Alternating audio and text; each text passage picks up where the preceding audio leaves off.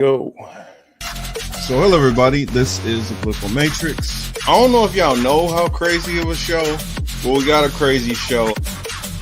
Been around the world and back again, right? You hear things, see things, but there's a lot of shit happening as usual, you know what I mean?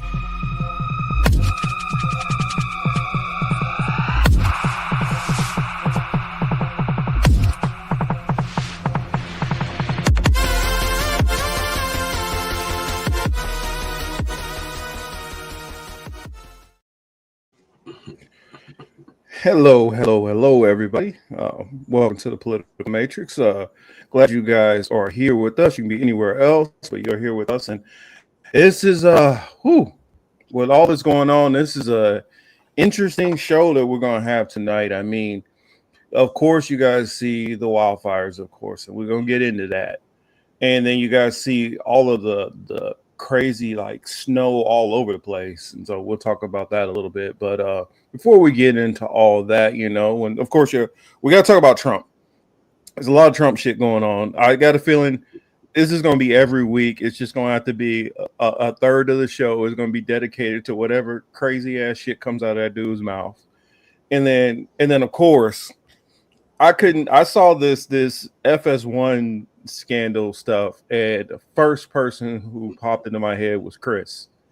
So I was like, oh, I know he's watching this stuff. So before we get into all that, as we always do, how you been doing this week, brother? What's good, man? Marcus, what's up? Same old thing. Week was okay, just work, nothing else, not much else this week, so which is good.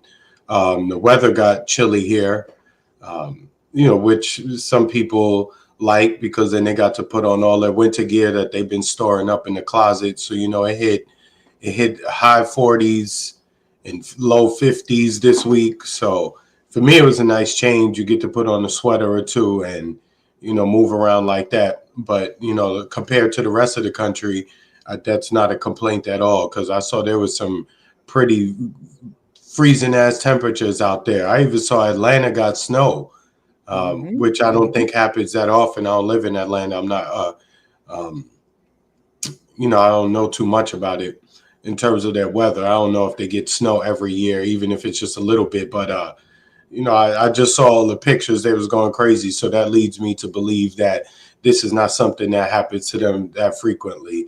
No. And, outside of that, just watching the news out there. Obviously, I hit you up this week, a couple of times just to make sure you're straight, because I know you're out there in LA, and I don't have too many more people out there. But to anybody in the chat or who watching this now or who will watch later, if you're out there, obviously we hope all is well with you, and we hope all is well as best it can be anyway, considering what we're seeing out there. But anyway, what up to the chat? Rockfin, everybody. Thank y'all for coming through. You already know. Yeah, shout out. Let me go back in order. I see Yonina was here first, so make sure shout out Yonina. Good. And then I see Midnight Karma there, Kaladine, Cat Blessed, Midnight Karma, Miguel. I see Sarah. Hey Sarah. What's up, Lizzie? Hopefully you're safe out there. Liz is my sweetheart, of course, y'all know. She's out there on these roads, and things have cleared up a little bit more. So it's, I will get more into that. And thank you, Miguel, for saying that we have, the intros, nice new intro. To any of those people who are watching, whether you're watching on Facebook, whether you're watching here on YouTube, or whether you're watching on Rockfin, we appreciate you. And if you could, please just give us a like. It helps with the algorithm. It helps get people out there, gets them into this conversation. And so I see Monique is in the building also. So typically I would normally like to kind of save the big story, something like that, especially if it's an ongoing story, for later in the show, which more than likely, I don't love the terminology, but we will circle back. But I figure we can go on ahead and kick off a little bit of it, because it's a lot that's going on. And I'll just say this little bit first. The weather has, I mean, the air quality has been crappy, even if you're not like right in those areas. Um, but thank goodness, thank God that we have been safe, and haven't had to deal with much more than just really bad air quality. There's a lot of different stuff that people have talked about, um, that I kind of want to push back on a little bit, and kind of just have a more nuanced discussion than everybody run into all the conspiracy theories all the time. Granted, I'm not saying that I'm not saying that certain things aren't happening. I'm not saying that they are happening. But first, why don't we just focus on, yeah, just like Sarah is saying there, please donate baby supplies. I don't know if they're still at Rose Bowl collecting water, blankets, and other items. We got to keep in mind that there are still real people who are losing things and need help. I won't say her name, but a woman I work with lost everything. Um, she lived in the Altadena area, which is near the Palisades, out near the Pasadena area. And that's what I said. Later on, I'll break out a map and kind of go more into all that. And um, she had a house, one of her houses, I think, from inheritance. And also, just because y'all hear that some of these people have a house that might be worth, a couple million or something, keep in mind, if you bought that house like back in the 90s, the house might not have been that much.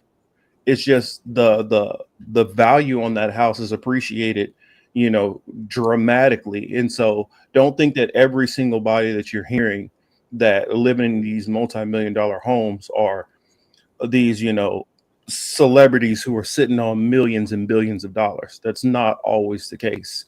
I can give you a perfect example. I know somebody who bought a house for around 190,000 years back. That house now is close to worth $1 million in Long Beach. So the equity that accrues out here, it accrues very fast, especially if you've had that house for a while. And the woman who I was talking about who lost everything, they had that home for 30 years. This woman raised kids through it. The other house was inherited that she was fixing up for her son to be able to move into and start off life with him and his family. Um, just graduated. I know how people feel about police, but just graduated from the police academy and all that, and lost everything, burned up in the house. I mean, she got out just with her 2 dogs and some clothes. So there's a lot of people out there losing it all, and um, we'll go into like more to talking about this and breaking it down, because there's a lot of people online who are just, I get it, they live far away from this. Granted, I'm not a California native, but living out here, um, you're gonna know somebody who's affected by this, and there's a lot of people who are using this as political footballs right now to push out whatever objective they have. There's a lot of people who are trying to make content off of this and just profit, or just be the first person to stay relevant and all that. And I just wish that people would be a little bit more compassionate towards some of the people who are actually suffering in these situations. And I mean, hopefully that we're always doing that. I feel like it's easy to lose focus on that and just be covering it from 1,000 miles above the situation and not bringing ourselves down to the people level. And I know people say, "Oh, everything's all scripted and it's a game." Yes, it's all that, and it's all a circus, but we're all stuck in the middle of this. So let's keep that in mind and try to have some compassion with all of these crazy different stories that are going on. It says The Simpsons, one of its episode predictions about the LA fire. Well, the thing about it is, LA always has they have fires regularly. I heard people saying that, oh, well, maybe if Trump gets back in there, he'll solve it and fix it. There were wildfires even when Trump was in office. So can't make this into, well, this is only because of this person or that person. The situation is very complex, and we'll get into that. But I just wanted to kind of start off with that. Prayers out to those people who are being affected directly. Um, Even if you're somebody who has asthma, you don't live near the area, you could be affected in that way. I mean, I've been hearing all kind of stuff like people talking about, oh, you can't get any water anywhere, and it's a panic, and LA's because the whole city of California is burning down. Calm down with the hyperbolic stuff too. There are areas that are being affected, and there's a lot of reasons why. There's a lot of theories. Some of it's true, some of it's not true, but I mean, without continuing to monologue this whole thing, you know, I kind of, bring Chris in on this, and some of your thoughts first, just hearing about this, and I appreciate again for you reaching out and double checking on me, making sure that we were good out here. I'm obviously on the opposite side of the country, so I'm only looking at it through the lens of the internet, and I see the conversation online, and it just like it reminds me of the conversation that people have about the hurricanes here down in South Florida. Everything is controlled by somebody else. In your case, the fire is only worse because DEI, DEI, DEI. I just there's since the fire really spread, the fire spread. It seemed like the more the fire spread, the more mentions of DEI that I saw. So the conversation between the conspiracy theorists, the DEI folk, the racist white people who showed videos of black people moving each other out, and they called it looting. Again, when these tragedies happen, we see the worst in people, and everybody goes into their little camps and groups, which I like, because then it's evil. You're it's you're it's easy to spot them out and to put them into their proper categories. You know what I mean? Because it's just a lot of ugly shit that happens, and this is why it's hard to get to the truth of anything, because so many of you believe the dumbest shit, that the first dumbest craziest shit that comes across your timeline, you're ready to believe that, and you run with it. And then whenever you get told, well, no, that's not it, that's not exactly what happened, now you're stuck in your rut, and you don't want to let that go, because you don't want to say, well, damn, I did believe some bullshit. It's okay if you believed something incorrectly. The thing that's more important is you realizing that, well, whatever I believed was incorrect, now I can take on this new information and form a new opinion based on new data. But so many people are just they want to believe the craziest, wildest conspiracy theories, and a lot of it doesn't make any sense whenever you really, really sit and break it down. That's the annoying part. Yeah, I think a lot of that, and in this respect, I'll give a little bit of defense to some of the people because of how social media has gotten. Social media has gotten, in good and bad. In good ways, they've exposed, like the CNN stuff that we were just talking about, and that New York Post. Yeah. It's exposed some of the BS that's perpetrated as if it's real news and accurate news, which is propaganda and lies.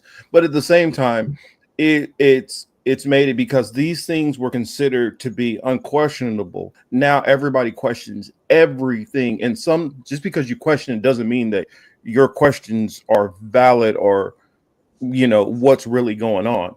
And it's like a matter of people need to start showing a little bit more discernment. I'd say, like, slow down, quit just everything, just throw it up in the air and you make your own reality. Some things are real things, some things are realities, some stuff is more nuanced than we want to talk about. Some things are going on that may be good or bad, that could be coincidental, that have nothing to do with the situation, like I'm going to go into. What's just I've heard so much different stuff. I mean, I guess granted, we could talk about the other stuff, but you know what? I think we're going to switch it up, and instead of saving the kind of big story for later on, I think we're just going to hop right into it. Um, Teal does have the link, so if Teal decides to hop in, of course, and she wants to share some thoughts on it, that's perfectly fine. But I feel like let's just go ahead and get into some of the stuff. Um, trying to remember what is the website that they have for we have there's a website that a lot of people out here have been following to kind of track the fires, because I mean when I'm hearing some of the stuff that people are saying, 'cause right now it's showing that there's only 4 active fires: the Palisades, the Eaton, Hurst, and Kenneth fire, which some people have said the Kenneth fire is possibly due to arson, um, which that's the Kenneth fire is going into the Calabasas area, um, Thousand Oaks, Encino, getting up to that area, West Hills, Canoga Park. Um, Let me see if I can pull up one of these fire maps. All right. Wait, oh, wait a minute. That's not what I want. What the hell? Sorry about that. Autoplay on. Well, while you pull that up, I'll just jump topics real quick. Sure. The NFL playoffs started. The Texans beat up on the Chargers a little bit earlier today, and right now the Steelers is getting mollywopped by the Baltimore Ravens, 21-0. So Mm. it's not looking too good for the Pittsburgh fans out there. If we got any Steelers fans in attendance, my bad. That it sucks. And look, I'm not talking shit about y'all. I'm a Giants fan. My team was trash. We couldn't even tank properly. So, at least you guys had a winning record. You had an exciting season for the most part, but you had a rough second half of the year. So there's still a lot of game left. Hopefully you can close the score a little bit and make it respectable. Moving on to college real quick, Marcus. We had Ohio State and Texas last night. Ohio State did their thing, and they're going to the national championship to play Notre Dame, who just beat Penn State in their game on Thursday night. I was like, damn, there's a bunch of drunk Irish Catholics in Miami tonight because Thursday night. If you talk Penn State versus Notre Dame, I was like, yo, there might be more fights after the game than there was before. All right. So here, I found a map. Let's see if it'll let me zoom in a little better. Okay. How do I The move Steelers. this?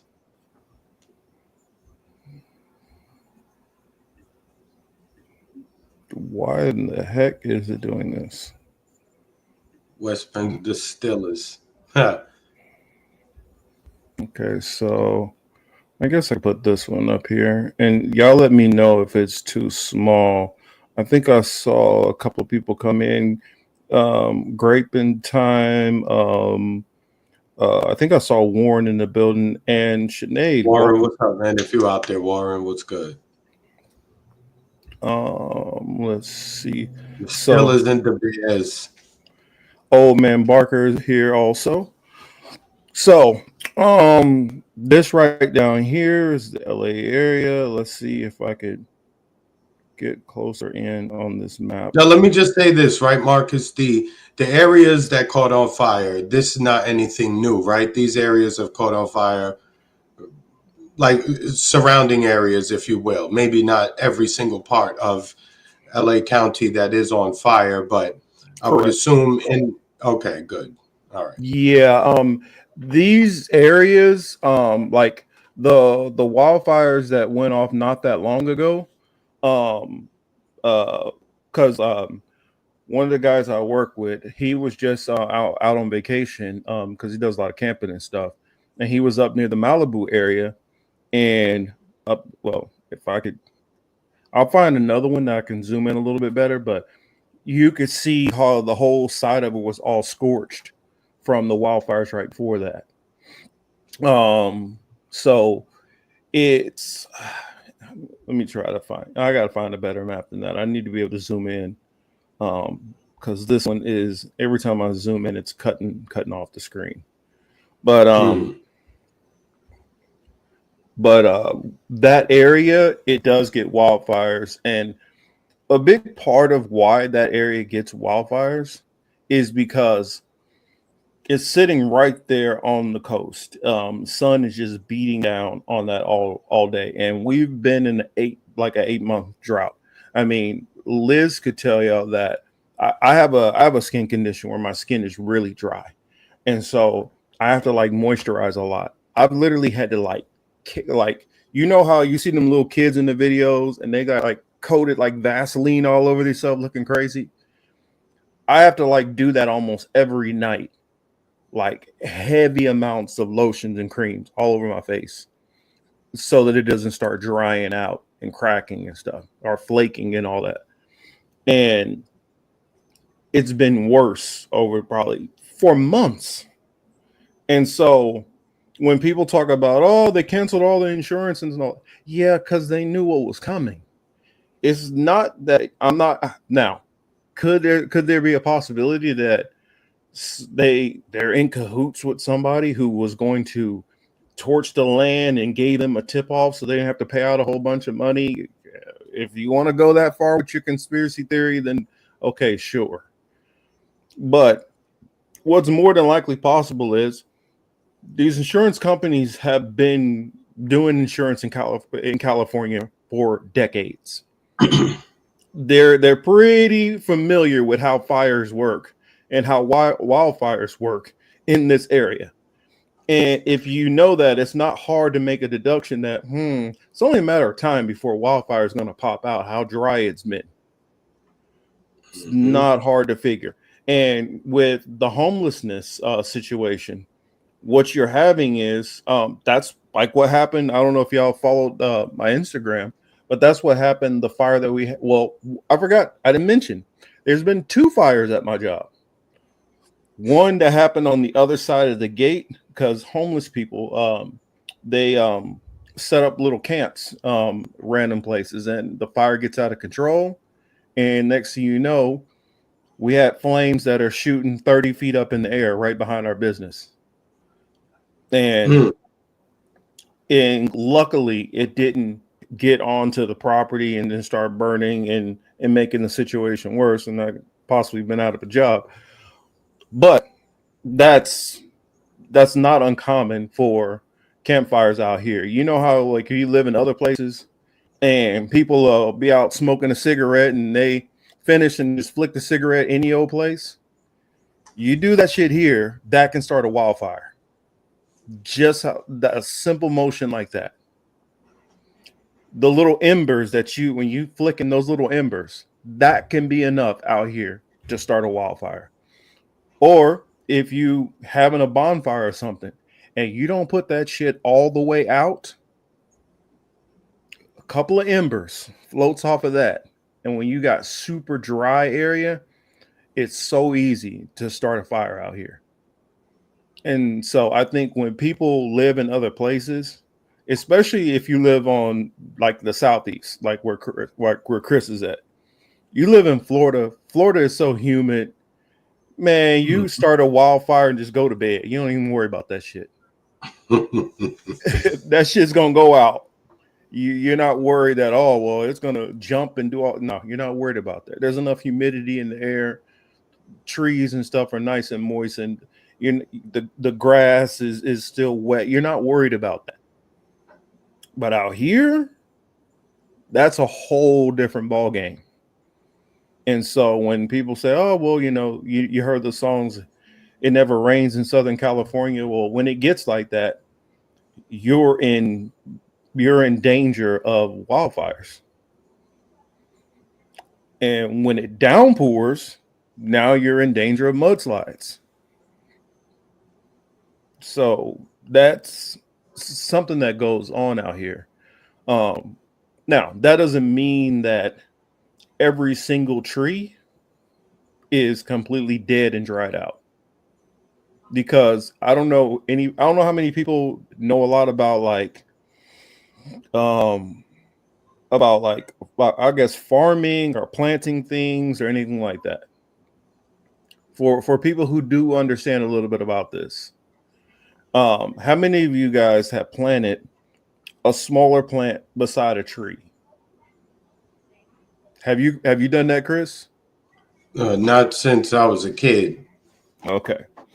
Well, what happens if you plant a small plant beside a tree? What happens is the tree sucks up that moisture. So you'd be wondering, why is this thing not growing? It's because the tree is sucking all the moisture up.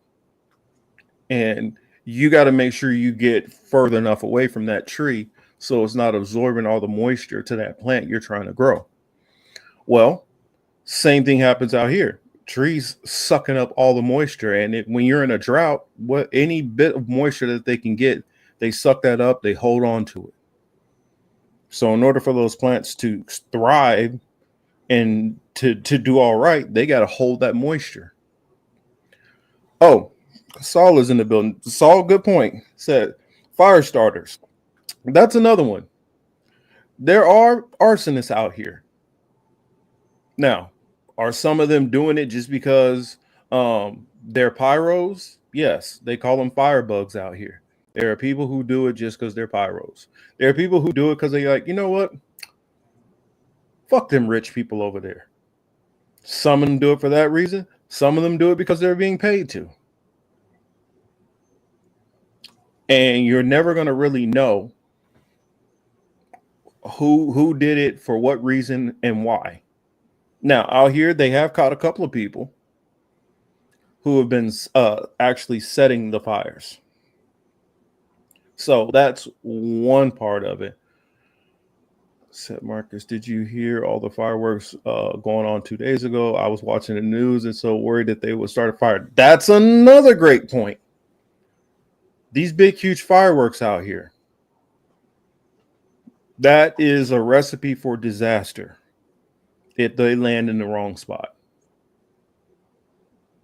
And out here, there were people who were popping fireworks like crazy. So that's things you have to factor in also.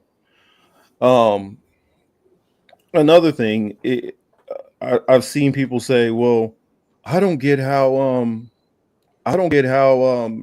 you know, you got you got a car over here that's on fire, but these cars didn't catch on fire. Do y'all not know how embers work? Have y'all not seen embers from a fire floating off? And then keep in mind,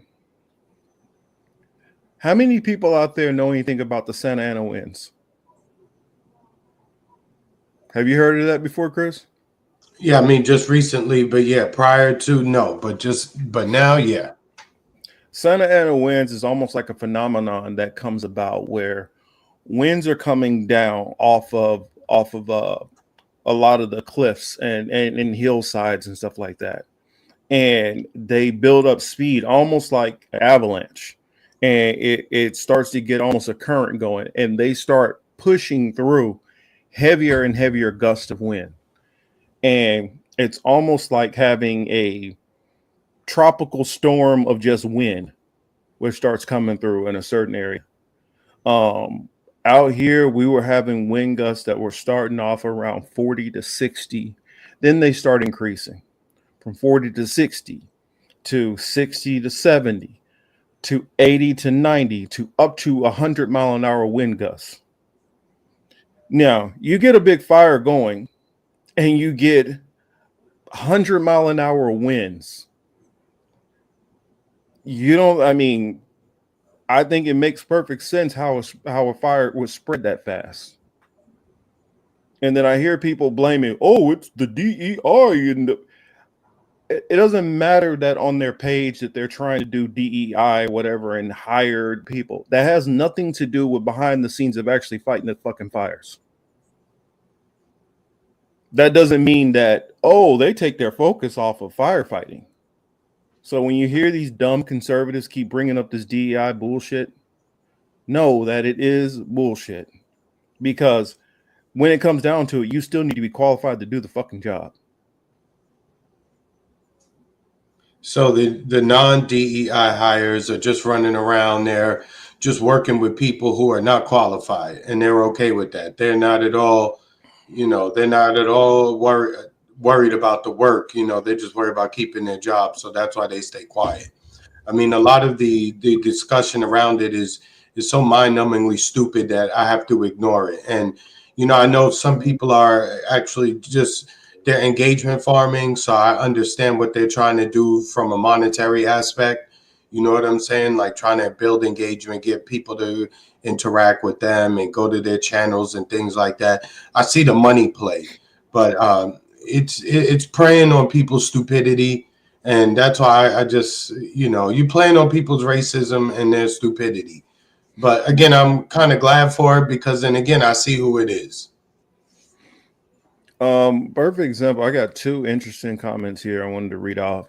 Thomas says, as a former wildland firefighter, I've seen embers hit a few pine trees, and a few minutes later, a huge fire crown, especially when windy and super dry. Exactly. Anybody who understands how fire really works, and me growing up being a pyro before even getting into a career that involves dealing with fire and blowing stuff up, just understand how fire works. I mean, I hear people saying stupid shit like, look, that tree didn't even catch on fire. Because it's full of water, you idiot. The house is completely fucking dry. The house is dry as shit. What do you think is going to happen? The crowd that loves talking about IQ points and intelligence, they often show that they are of the lower ranking in terms of intellect all the time. It happens all the time. I mean, that's how stupid they are. They don't even understand it. But, I don't want to spend too much time on them. I'm like, when you start a fire, do you just cut down a fresh tree and then just set a fire with that? No. They always tell you to look for dry tinder. Why? Because dry tinder burns. Another thing is, I don't know how many of you guys have been in an attic before. How it works typically in an attic, if you've never been in one, and I'm not trying to act like people are uneducated, but I get there might be younger people, there might be people who just never deal with construction or attics or whatever. You got wood planks that are set all different kind of ways for the structure up there. The way they're set, if you're building a fire, a bonfire, you're going to lay a stick there, that way leaving gaps so air can get through. Because the three basic principles, they used to teach three basic principles of fire. You needed heat, fuel, and oxygen. Now they've come up with a fourth one, which is chemical reaction or chain reaction, which the chain reaction is all of those things fusing together. You need a heat source, which a lot of times that comes from a flame. The fuel is wood or tinder or whatever, paper, whatever you're going to use. And oxygen, a certain amount of air. That's the reason why when you see people when they're doing the friction fires and they'll have the little piece and they're blowing on it, trying to give it enough oxygen so that fire spreads. When you get the proper balance of those things, that's how you create fires. Some of this is going back some old Navy training you have to learn, but nobody goes and cuts down fresh tree limbs and starts a fire with that, because you're going to be sitting there all night long and constantly lighting that over and over, pulling lighter fluid, everything on it to get it to start, because it has moisture in it. That's the reason why these trees next to these houses are not catching on fire. Also, you don't know from neighbor to neighbor. Chris might water his area, his lawn on a regular basis. His neighbor might water it half the amount that Chris does. The next neighbor on the other side of them might not water it at all. That makes a difference when that fire comes. because the house that has more moisture in that soil is less likely to catch. But none of these things are factored into some of these people. When you see some of these bigger houses and they got 35 flush green trees around their house, those trees, those healthy trees that are full of moisture, are actually protecting that house from catching. Now, if you got a bunch of dry trees, now those trees are making it more possible for your house to catch on fire. All of these different things make a difference. Oxygen getting through there and that balance on the chemical reaction on the fires. When people were talking about direct energy weapons, you don't need to do that. Why would you need to pay whatever amount of money, which I would imagine that would be pretty expensive, to use these direct energy weapons to fires at, and whose house are they particularly firing on? That's what I would like to know. Because let me see if I can find it real quick. Because who do you when the fire department go out there, are they given a list of whose houses to not fight the fire at that house? Everything conspiracy theory when you don't know how. That's I've been saying for the longest. I said I miss the times when people talked about what they knew and people knew what they didn't know. Now everybody gets on the internet and they are an expert on everything. Well, I'm not saying it's this, but I'm just saying. No, you don't know. You're just talking out of your ass and you're speaking with full confidence, not knowing what you're talking about. Larry Johnson. Sorry. I didn't see many of his posts. I did see one, and I saw where it was going, and I just quickly got off of it because I kind of had an idea where it was going. So I just, I moved past it. Again, after, I live in South Florida.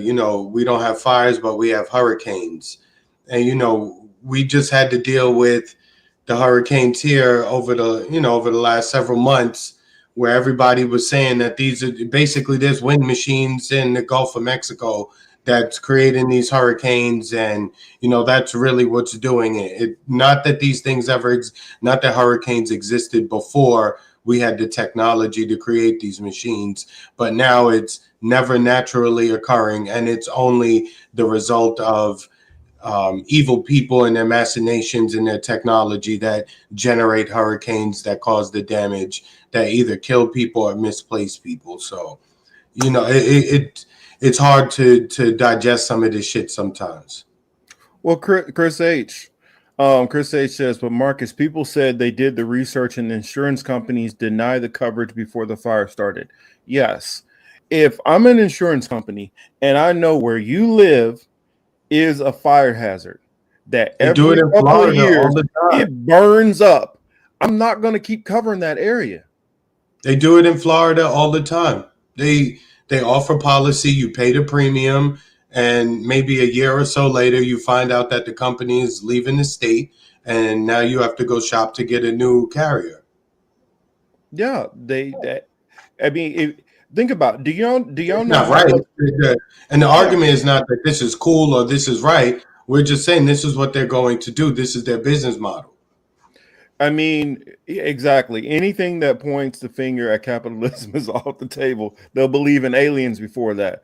I mean, how much do y'all think they paid out to them houses in Malibu, which had fire damage and stuff a couple of years back, or some of those houses which went down?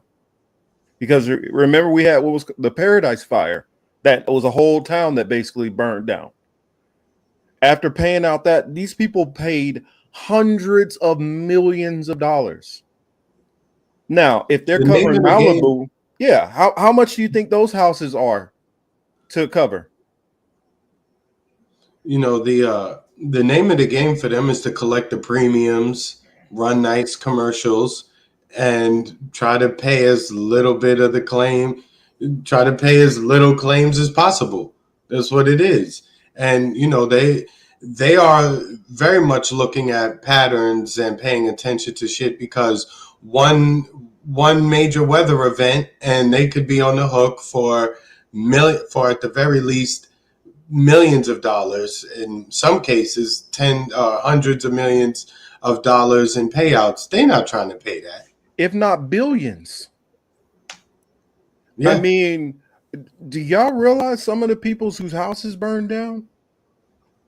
I mean, here, let me bring up that list because It was a bunch of celebrities I saw. That was the one thing I didn't like. They kept talking about all the celebrity homes, the celebrities who lost their homes and things like that. And I'm not making fun of them.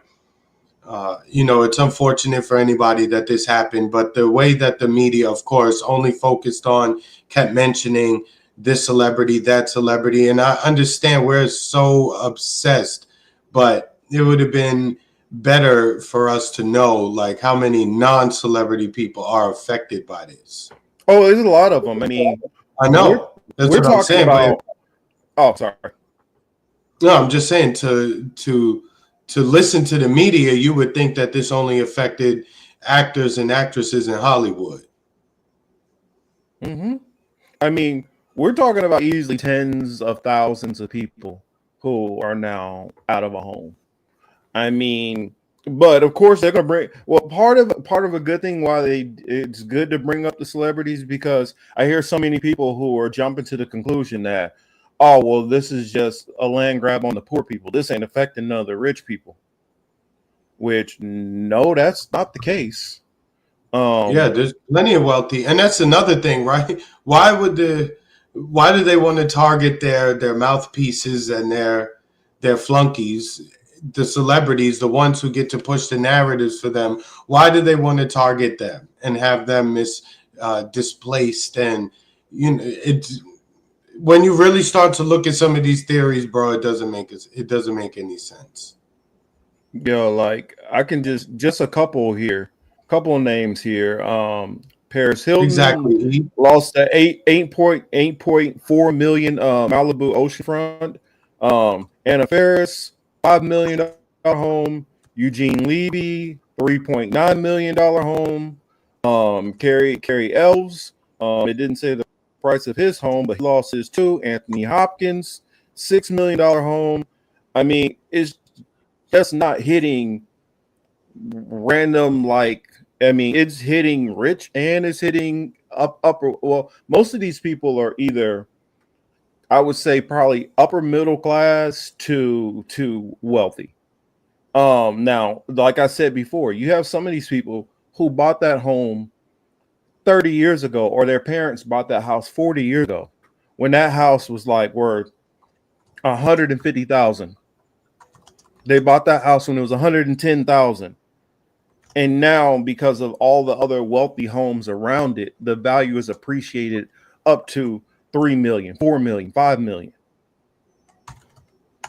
But all of these people who live in these areas are not the extreme wealthy. Some of them are, but not all of them. Exactly. Emmanuel said it right here. He said, it's exactly why barely any companies do business in Florida in comparison to most of the other states. Predictable natural disasters equal predictable losses. That's what it is. When it comes down to capitalism, you're not out there to just waste your money. I mean, I'm not. This is why this system is going to produce these results over and over and over. I heard people say, well, how would these fires melt the metal in the cars? And I'm like, do y'all know how forging works? Like, you literally use fire to melt metal and get it hot enough that it melts to put into a mold. Like, what do you like? I'm like, I don't think y'all get how hot. I don't think. I'm not saying y'all, but I'm like the people who are saying this. I don't think they understand like how hot a fire gets. These wildfires literally get well over 2,500 degrees. You don't think a fire that's 3,000, 4,000 degrees can melt metal? Do you know what the melt point of steel is? Or aluminum.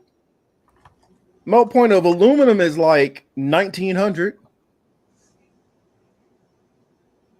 So if the fire is at 2200 and aluminum is at 1900, 1900, somewhere around there, right around 2000.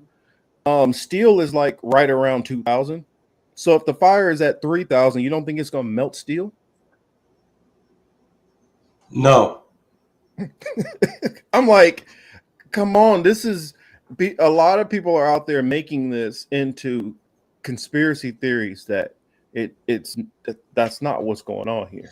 You know, it just seems as if, like most other things, there was a perfect storm of bad things happening, right? poor management of how to probably mitigate or irrigate mitigate the place. You know what I mean? Cutting back brush. I keep seeing a big mention of that. I guess there were things that the state, either on any level, whether it's local, state, either level, didn't really do the job that they were supposed to do. You could bring up the fact that they made some cuts, that the state or the city made some cuts to the fire department. No doubt that probably had what those cuts were. We don't know though, right? If you're just saying that we cut, it said that the budget was 23 million that was cut from the fire department, and that was added to like the 180 million or something for the LAPD. Okay, so with that being said, I don't know if you even had all those funds without doing some of the other maintenance work that you have to do if we don't find ourselves in the same position.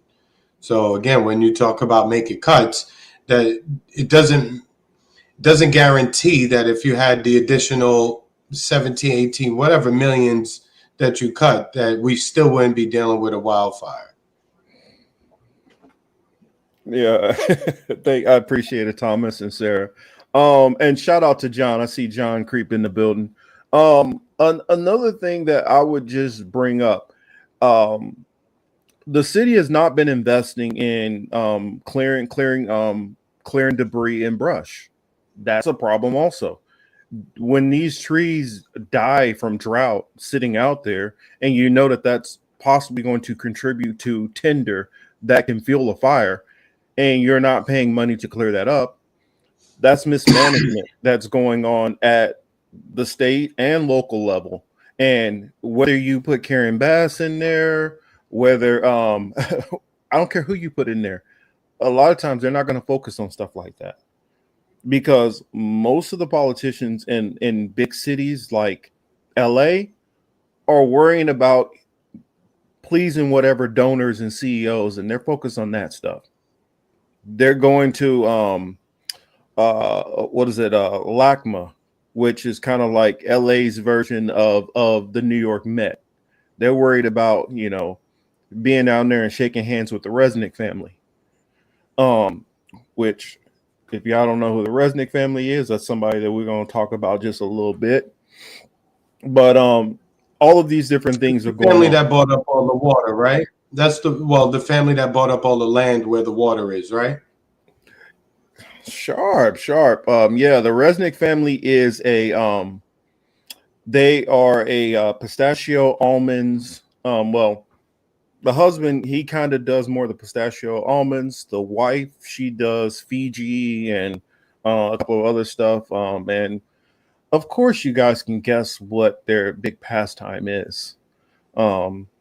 Spending a lot of money to a certain three-letter agency that is committing very horrible things in a certain country. So the Resnicks are big with friends of a man named Mr. Yahoo. So that's and what it is that they're doing. Honestly, what they're doing is they kind of make it hard. Exactly, Yipper. They make it hard on a lot of the farmers. And some people can say, yes, the pistachio family. Exactly. My man knows. They wanted sanctions, or I think war with Iran. Oh, they are That's one of their biggest cause. They want war with Iran. And the reason why is because Iran, because of some of the sanctions, Iran, one of their biggest things they did was export pistachios. Well, that kills off all the competition. And also that would allow for them to possibly move into that market if that government was kind of if they're gone. Mm-hmm. So now you move from being one of the biggest exporters of pistachios and almonds and other kind of tree nuts. Well, yeah, not only just one of the biggest tree nuts producers and farmers. And I think they're worth definitely around 10 billion, something like that. Um, that's on the books that we know of. And so even when you're seeing these massive droughts, they have no droughts because how the how kind of the aqueduct system works with the water that LA sucks from multiple different states, they get a big chunk of a lot of that water. Said Graham Elwood covered the pistachio family. Years ago, they're competing with Iranian pistachios. Yeah, capitalism game is cutthroat, literally. And so, yes, that is a big part of it. Now, some people have been linking as, oh, well, it's because they're holding off the water. And no, that's not what's going on, because people have talked about that. Oh, well, the water is being shut off. The water's not being shut off. What's happening is you got one fire right here. You got one fire here. You got another fire here. You got another fire there. And you're trying to fight fire from these different aqueducts. The water pressure is going to drop because you're using so much water. And that's the thing. There's not enough firefighters to fight a fire this big. And so what you have to do is you have to like bring in firefighters and have volunteer firefighters and all that, because there's no way you can keep that many firefighters on the payroll at all times. It's not cost efficient. Oh, Marcus, let me ask you this. In addition to the direct energy weapons, right? Do they also have a wind machine too that they move from the Gulf to the Pacific to make the winds get to 100 miles an hour or however or whatever the speed was? I'm just wondering, like, how are they doing these machines and stuff, and nobody sees any signs of it at all? Like prior to.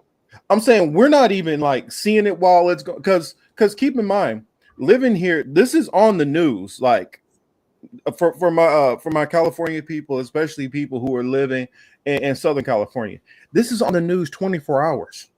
We're like literally watching the fires at all times. There's not like, oh, well, we break away and then a couple hours you hear something. No, you're hearing all the time. You're literally watching the fire burn for hours and hours and hours.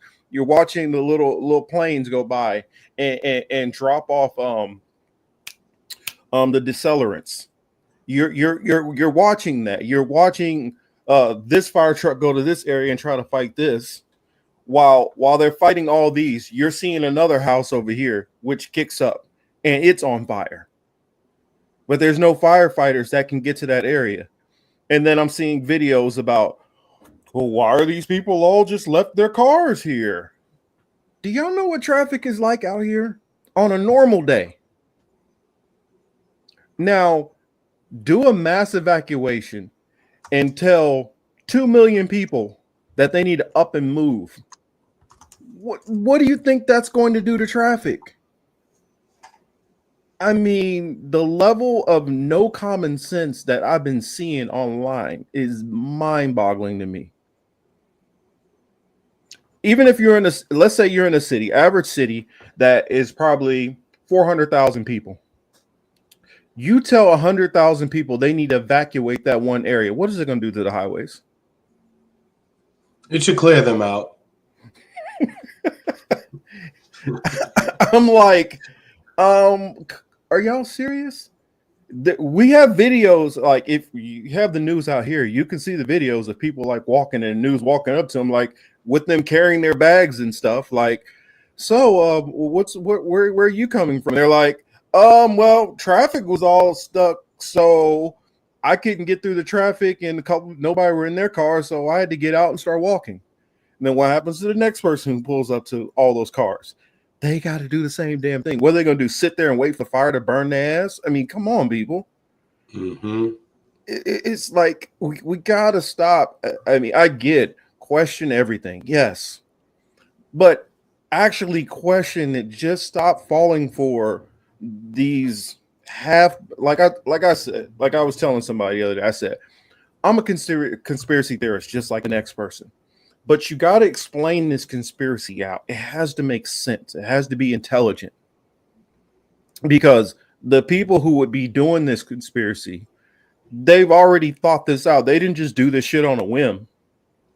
Mm-hmm. They're going to think out all the possibilities, collateral damage, what happens if this happens, contingency plans, especially if you're going to invest billions of dollars possibly into this. Because make no mistake, conspiracies on this level ain't something you do for a couple $1 million. You don't have that kind of power. This is people who have to have billions of dollars to do conspiracies on this level. Mm-hmm. Also, some of them say, "Oh, they just wanted the land." You don't think for a lot of these people they can raise their interest rates or pay off the Congress people in that area or city council to bump taxes up and make it unaffordable and just push them out of their houses? They could very well easily do that. I mean, Chris knows, he's a man in the real estate business. He knows if they want your house, they can get your house. That's unless you got deep pockets. That's what I'm saying. There's far too many people who just chronically live online. We're all online a lot. I'll speak for myself. Am I online a lot? Yes, I am. However, I'm very much outside, 2 feet on the ground, in and around town. I'm all over town doing a bunch of different things, right? So it's good to get off the internet sometimes and use your goddamn eyes and your ears to make an assessment of a situation, as opposed to reading some account with cool graphics who put together a nice little smooth video with cool music, and they've put it all together and made it seem like they have the answers to everything. It's not always like that. Some things are, but not everything. Yeah. The Maui land grab, okay, I agree. That's a little bit different of a situation. That's a little different. I mean, it's a lot different factors that are going on there, and I can assess some of those contingencies and things like that. I'm like, okay, I'm rocking with you on that, but this is not the same thing. Mm-hmm. Just like the hurricanes that happen over there. Some of this stuff happens legitly, some of this doesn't. I mean, what are y'all saying that now that they're making it snow all over half of the US, that they're at the same time this cabal people are manufacturing a fire and and massive snowfall over half of the country right now?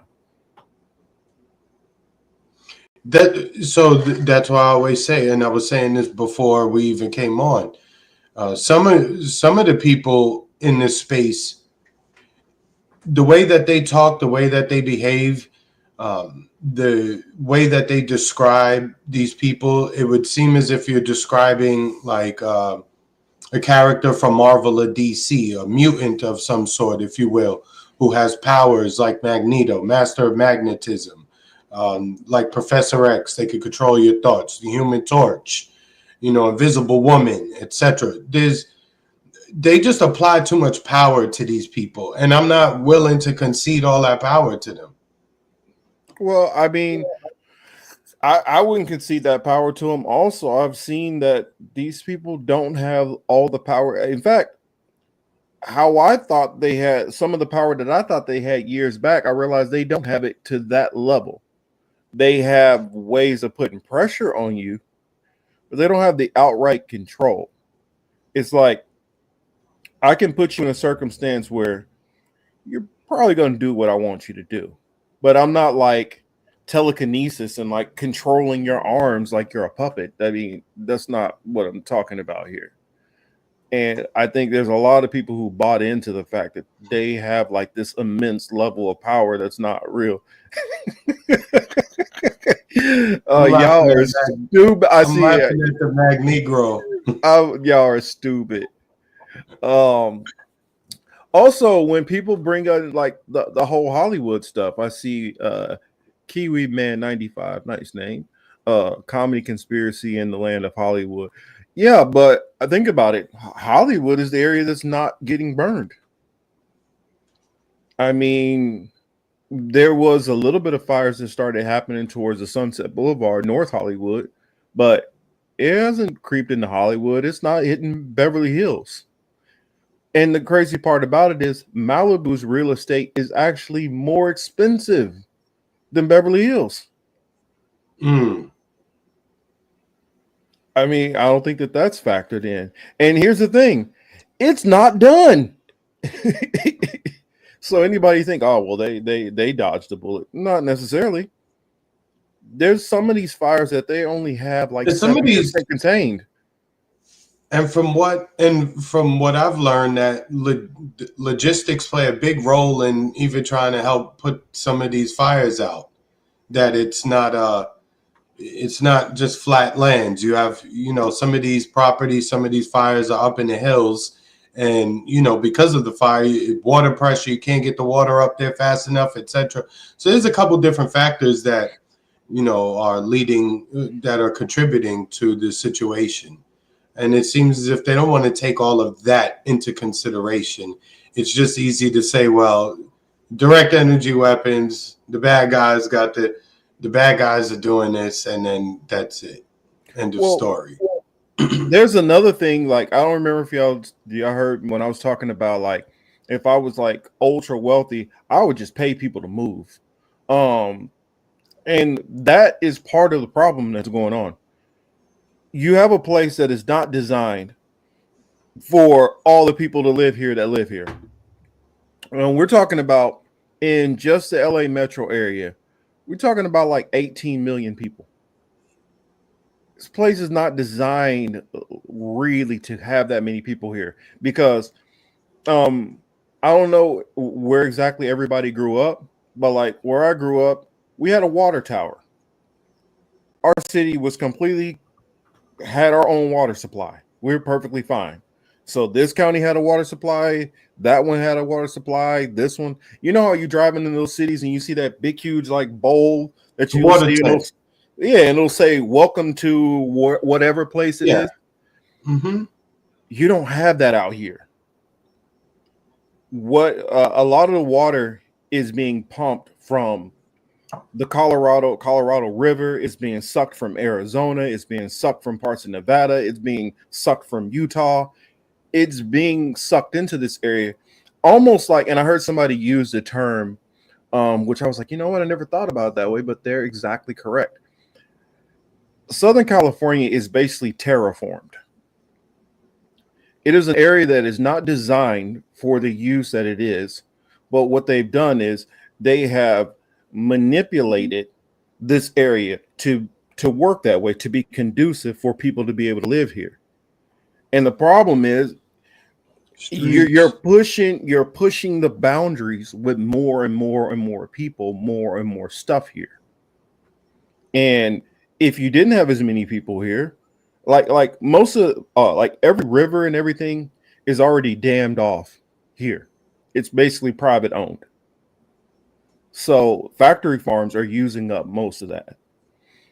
LA still has plenty of water itself in aqueducts, which they have to, pay this person or that person. And there's all kind of like y'all remember The Simpsons when y'all see Homer sitting at his at the nuclear plant and he's pushing buttons and there's gauges and all that. That's how LA runs. You need all that to keep the water working in a place like this because it's basically terraformed for people to live here. And as many people to live here, and it's not supposed to be this way. Really, more people should be leaving to get the hell out of here. And that's when I hear people say, "Oh, well, it's uh, California is losing more and more of its population and tax base." No, it's not. No, it's not. We can afford to lose them people and a whole lot more. We need to be. We don't need to have 10,000, 20,000, 100,000 people leave. We need to have a couple million leave, so the city can be run the way it needs to. Then, if you have more people leave, then the wages and stuff would be adjusted. Then you'd have more people being able to get a job. You would have a more balanced system. You wouldn't have 8 people living in a house that only supposed to be for one or two. You would have, you would have apartments, homes that are affordable, but you can't have that because everything is set in a way where it is business first, people last. You don't have to pay a fee to live out of Cali, but saving up the money to get out of here, that's why they call it Hotel California. Check out, but you can never leave. I mean, it's hard to get out of a place like this because how do you maintain paying your bills and saving enough money to leave at the same time? That's where the problem goes. And so it like I remember when I was in Italy, it blew me away to see people in their 30s and 40s still living with their parents. And it's because it's too expensive. So most of them have to wait until they get married or move in with a boyfriend, girlfriend, spouse, or have a bunch of roommates.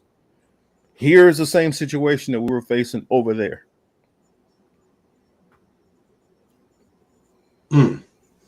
Yeah, send the shot. Yeah, send. Hey, a lot of these people just send them to Chicago, Detroit. Actually, not Chicago. Chicago's pretty full, but send a lot of these people to Detroit. Send a lot of these people to Nebraska. Send a lot of these people to Wyoming. I mean, there's plenty of states anywhere else with the population. Look, anywhere else than down here, bro. We can't take no more. No, Florida's overpopulated too. I swear, it's ridiculous, man. Yeah, no more.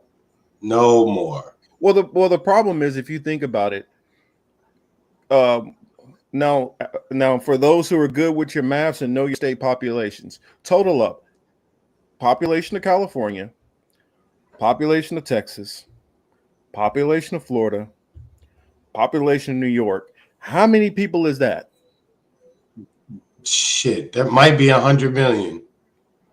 I would say probably closer to 150 million. Let's say what Florida is about 25 million people. Yeah, correct. Florida is about 25 million. New York is probably around 30. Wow. Well, no, New York less than. Yeah. Okay, so we'll say New York is another 20, right? Okay. Because I'm talking about the whole entire state. Yeah, the whole state. Yeah. Florida past New York. So it's about maybe 23, 24 to like 26. So basically 50 million. So that's 50 million. California sitting on 40 million plus. Texas sitting on about 40 million. So we sitting easily 120 million over 4 states. You see what I'm saying? We got to spread these people out more. And then let's say, okay, throw the 5th next most populous state in there would be probably what? Illinois? I'd say Massachusetts. Oh, okay. Massachusetts, because Illinois, all you got is Chicago. Chicago, you got probably about 6 million people. Outside of Chicago, it's pretty wide open. And it's the same thing you have with I want to say with Georgia. Atlanta, you got about 6-7 million people, and the rest of it's kind of spread out. And so it's funny. I was already ahead of you, Emmanuel. But yeah, they could go to Georgia. I'm cool with that. They go to Georgia. They go anywhere else. But I'm tired of seeing them here in South Florida. I'll tell you that. look, I'm being selfish about it, but yeah, it's just too much traffic, too many people, and too many bougie ass motherfuckers from New York. I'm tired. Actually, that's who I'm really tired of. Yeah, I mean, it's if people were spread out more, that's the reason why when they talking about immigration, we can't afford all these people. No, we can't afford all these people going to the same fucking place. Start sending some of these people to Arkansas and Mississippi, and some of these people can go to, there's places. Marcus, Sarah, yeah, they turned me into that, Sarah. They definitely turned me into it. I was about to say, Chris, how you hating on your own people for real? Like, that's crazy work right there. That's all the New Yorkers. This man got a thickest New York accent and gonna tell these people not to come here. That's Yo, crazy work. Look, let me tell you, right? Look. Here's how I broke it down in my brain to get past that, right?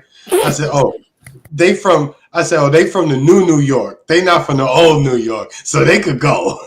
Oh, so they not the Wu-Tang listening. They not the they from a different era. Double soul butter wearing New York. Yeah, if you was born in New York in in the 2000s, nah, stay your ass up there. So if you never rocked a do-rag and Tim's, then you out. Yeah. No, it's not even a do-rag. You have to have the bubble coat with the fur on the hood, butters. Yeah, you gotta have the snorkel. Yeah, down to your ankles too, like your coat and your butters meet. That's the New York you're talking about. I know that in New York. Nah, they coming from the new York. It's not the old New York. I won't even go off. Anyway, Marcus, this makes me laugh because you mentioned immigration, right? I think this takes us into Trump the Conqueror topic in that. Yes. Pretty soon we won't even have to worry about it. Hold on. Did you like the title? Because I tried to that was good. Inspired because Chris he go with different titles and mine be kind of boring. So I try to mix it a little. Yeah, so the funny thing is we don't even have to worry about immigration no more since we'll be Will be Mex America, Americana. I don't know what the new name going to be. North United American States Union. and Canada, Mexico. Shout out to Turin over there on the Rock Fin. What's up? Cara, Mexico. Yeah, Canada, Mexico. Kexico. Was that a gas station? Yeah, that's pretty much what it well be. Mexico. United States and Mexico. And that there we go. Now I can see myself. Yeah. Kexico.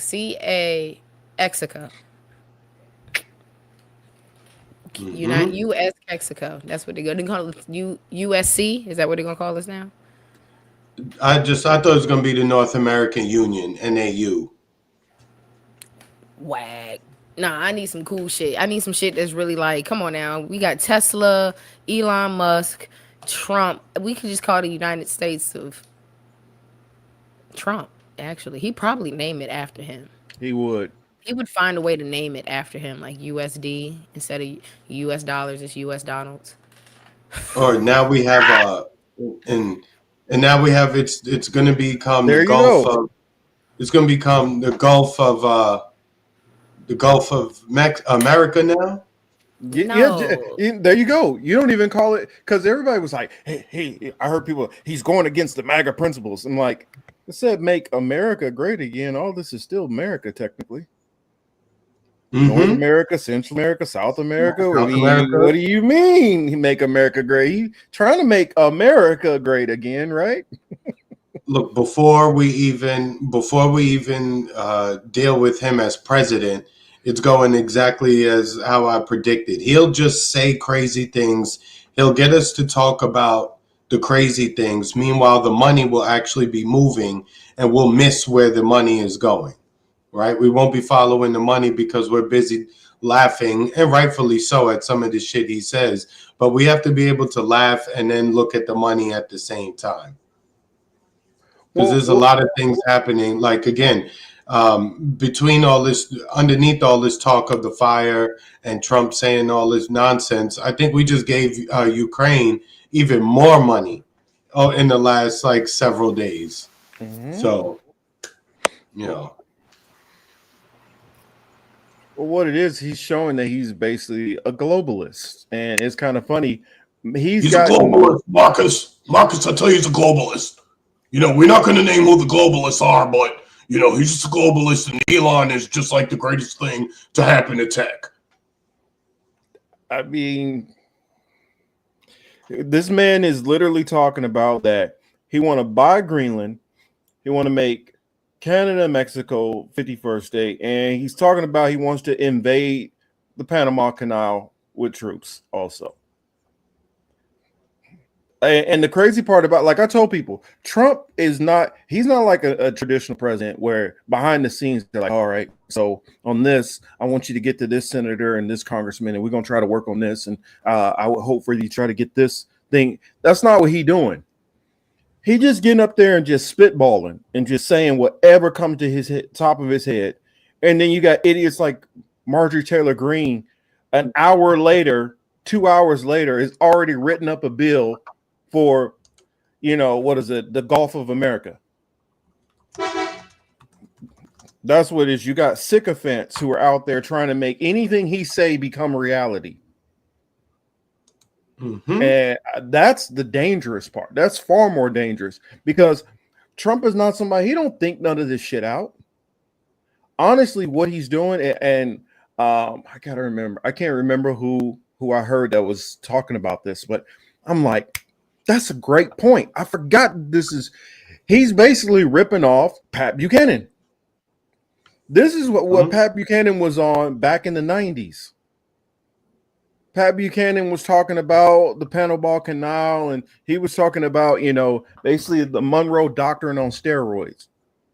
Yeah, because, once when Panama gained possession of the canal back in at the end of 99, 2000, they turned around and they let China operate it. Or, they started doing deals with China that were beneficial to China and to Panama. You fast forward 25 years, we don't hear nothing about it until Trump comes along and he just starts talking nonsense. So to me, it's just like, again, he could just tell his people anything and they will get lost on that. Meanwhile, Joe Biden and the Biden administration just announced the final package. Wow. This one that Turin said over here.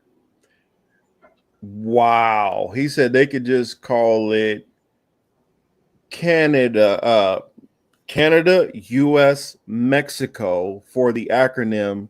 Go ahead and put that together and see what that comes up to. Oh, wow. Turin, you're a fool for that one.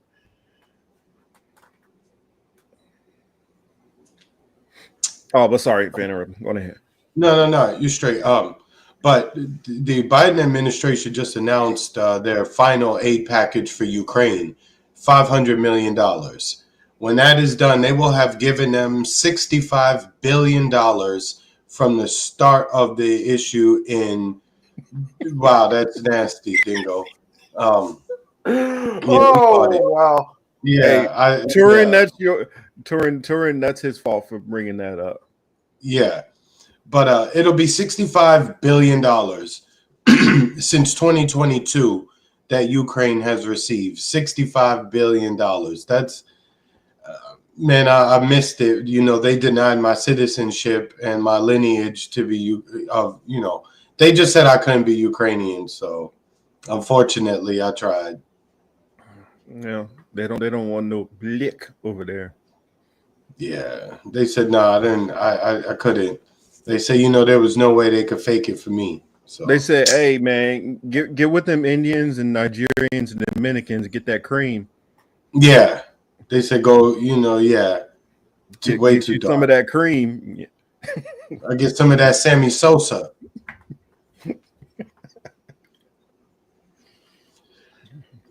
Yeah, I mean, I'm wondering, like, honestly, I honestly think that Trump didn't even have to become president. He should have just got him a YouTube channel and just say random weird ass shit, and they still would be sycophants trying to make it happen. I mean, I think that he's kind of restricting himself by being in the White House. I mean, he could be down there at Mar-a-Lago or flying halfway around the world and trying to figure out what other country can he make part of the U.S. Plus, here's another thing that doesn't make any damn sense. Let's say, for instance, that And he did make Canada and Mexico part of the U.S. That's right, Thomas. Let's follow that ridiculous logic. You would basically take Canada, which is kind of more on the liberal side, and add that to your country. And so that would increase a whole lot of votes for Democrats or people so-called on the left.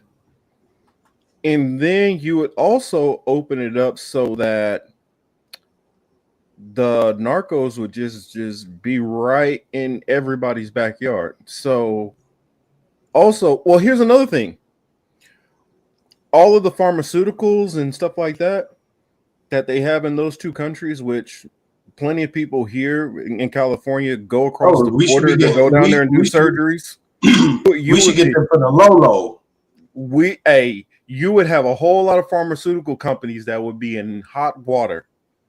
You have a lot of dentist offices and doctors' offices that would damn near just go out of business. So it's like, yes, go do it. I'm pretty sure a lot of people would love to get their insulin from Mexico and the state of Canada. I mean, imagine if that would happen. And see, that's the thing which blows my mind about Trump. Well, not even Trump, MAGA. They follow this man so hardcore, it doesn't matter what he says and how it contradicts. That's what it shows me. They don't care about ideology. No, look, they just following a man. These are the same ones who said that they didn't like the serum, right? And they didn't like anything that came along with it. But they're super supportive of the guy who calls himself the father of the serum. Mm-hmm. So their level of intelligence was never high. Yeah. I just look at like the hypocriticalness of their whole logic. They don't like the serum thing, so you get with the guy who's the founder of the serum thing. You talk about no more wars, and he's already he's basically making an opening that he might be down for Ukraine, the Middle East getting worse, and a possibility of some kind of spark up with China through trade wars and all that. And it's like, y'all just really y'all want a more hawkish foreign policy, but y'all complained about Biden and what they were doing. It's like, did you? And then the last point, the globalist stuff. Y'all talking about make America great, and y'all focus on the United States, but he's worried about the rest of the damn world more than he's been focusing on America. So come on, what's going on here? Did you see that when Trump was talking at the press conference down here in Mar-a-Lago? Did you see when he said, "Oh, we need Greenland because China and Russia ships surround Canada"? I'm like, yeah. Dude, I don't know if China like beat him up when he was in school or something, or China used to take his lunch money, but his main focus is China, because the whole thing about Panama is he's like, oh well, China is down there, they're running the Panama Canal, which they're not. They're doing business with them, but they're not running it. You're worried about China. Everywhere where China is, they're trying to counteract anything China does. And I don't get why America is so terrified of competition. They used to have competition. I'm glad you said that, Marcus, because that makes me think of the bitch ass motherfucker Elon Musk, right? I don't mute people. I muted him on Twitter. My experience using the app has been so much better now that I don't see his tweets every 5 seconds, because prior to me muting him, I don't follow him, but I saw his tweets more than the people I actually follow. And it was all the time, all day, every day. So I'm glad I muted him. Now I don't see half of it. But going back to your competition comment, they don't want competition with them, which is why he probably does what he does and probably is involved with the government to ensure that, just make sure none of them Chinese electric vehicles make it here, because then I'm going to have a problem. we're going to go down. And so they don't like competition at all. And then we see, to finish up the Chinese trifecta, we saw the Supreme Court, entertain the TikTok case this yesterday too. I don't know if anybody listened to the, I listened to the shit yesterday and today, actually. I listened to the arguments. I listened to the court not make their case, but the justices' comments. It wasn't lost on me that all these people are born in like the 40s and maybe the 50s, maybe even some of them late 30s, 40s. These are the people discussing our technology policy essentially for the country. Motherfucker, you can't even you don't even know how to use your phone. Matter of fact, these are the people who have like the largest font possible on their phone screen telling us how we should be concerned about technology. If they don't, if what's the old black guy, Clarence Thomas, if you don't go sit down, Sotomayor, if you don't go sit down, Kagan, who else? The rest, all of them need to go sit down. None of them understand tech. All of their grandkids are on TikTok. If they don't shut the fuck up about some China bullshit, I swear to God. While you talked about font, look at my font. You're getting up there, Marcus. You see that, Phil? You see that? But you talking about the same people that got these motherfuckers got the Obama phone but didn't vote for the Obama phone. Yeah. You get what I'm saying? Like, ooh, yeah, exactly. They got to use the Obama phone with the super big print that only got 6 numbers on that bitch. It's your kids, the life alert, ambulance. It's them niggas. What's my boy? Mitch. Out of South Carolina. It's the bitch. That old motherfucker. If that Crypt Keeper motherfucker don't stop passing out at the goddamn, you got old people looking bad. Okay? Hey, you know turtles can live up to 150. I mean, maybe he gonna hang around that long. Don't die, Marcus. I've learned that too. But the fact that you sitting here telling me that you gonna pass bills about TikTok, technology, things of, new discoveries, and your old ass didn't even know this could even exist. They didn't have this type of shit when y'all was kids. Y'all was still playing with sticks and thinking that shit was cool. Nobody had TVs. Yeah. But now you better tell me what I can watch on the TV. They were showing out with yo-yos back in that day. It was like, bitch, let me walk the dog on you. Oh, he flexing on them. But I listened to the Supreme Court, and again, they couldn't even make the state or the United States. They couldn't even make a good case as to why TikTok should actually be banned, outside of just mentioning China at every chance you have. They keep saying intelligence. Do you think that the shorty who is baking, whose channel is blowing up off of baking cookies and cakes, do you really think that she gonna all of a sudden turn around and be like, you know what, I'm pro-China? Like, what's she gonna do? I don't know, but I'm gonna tell you this. How about this one, Chris? I only have 1,850 fucking followers on Instagram. Yet things that I have said has caused me. That's how you know I got kids. Hold on. Uh-oh. All right, it's my puppy. He just learned his voice. I can hear him. But Phantom is. Anyway, I only have 1,850 followers, and they took my live away for 365 days. The last straw for them was when I said, damn, y'all didn't let Luigi talk, but y'all let the motherfucking y'all let that cracker boy get Burger King now.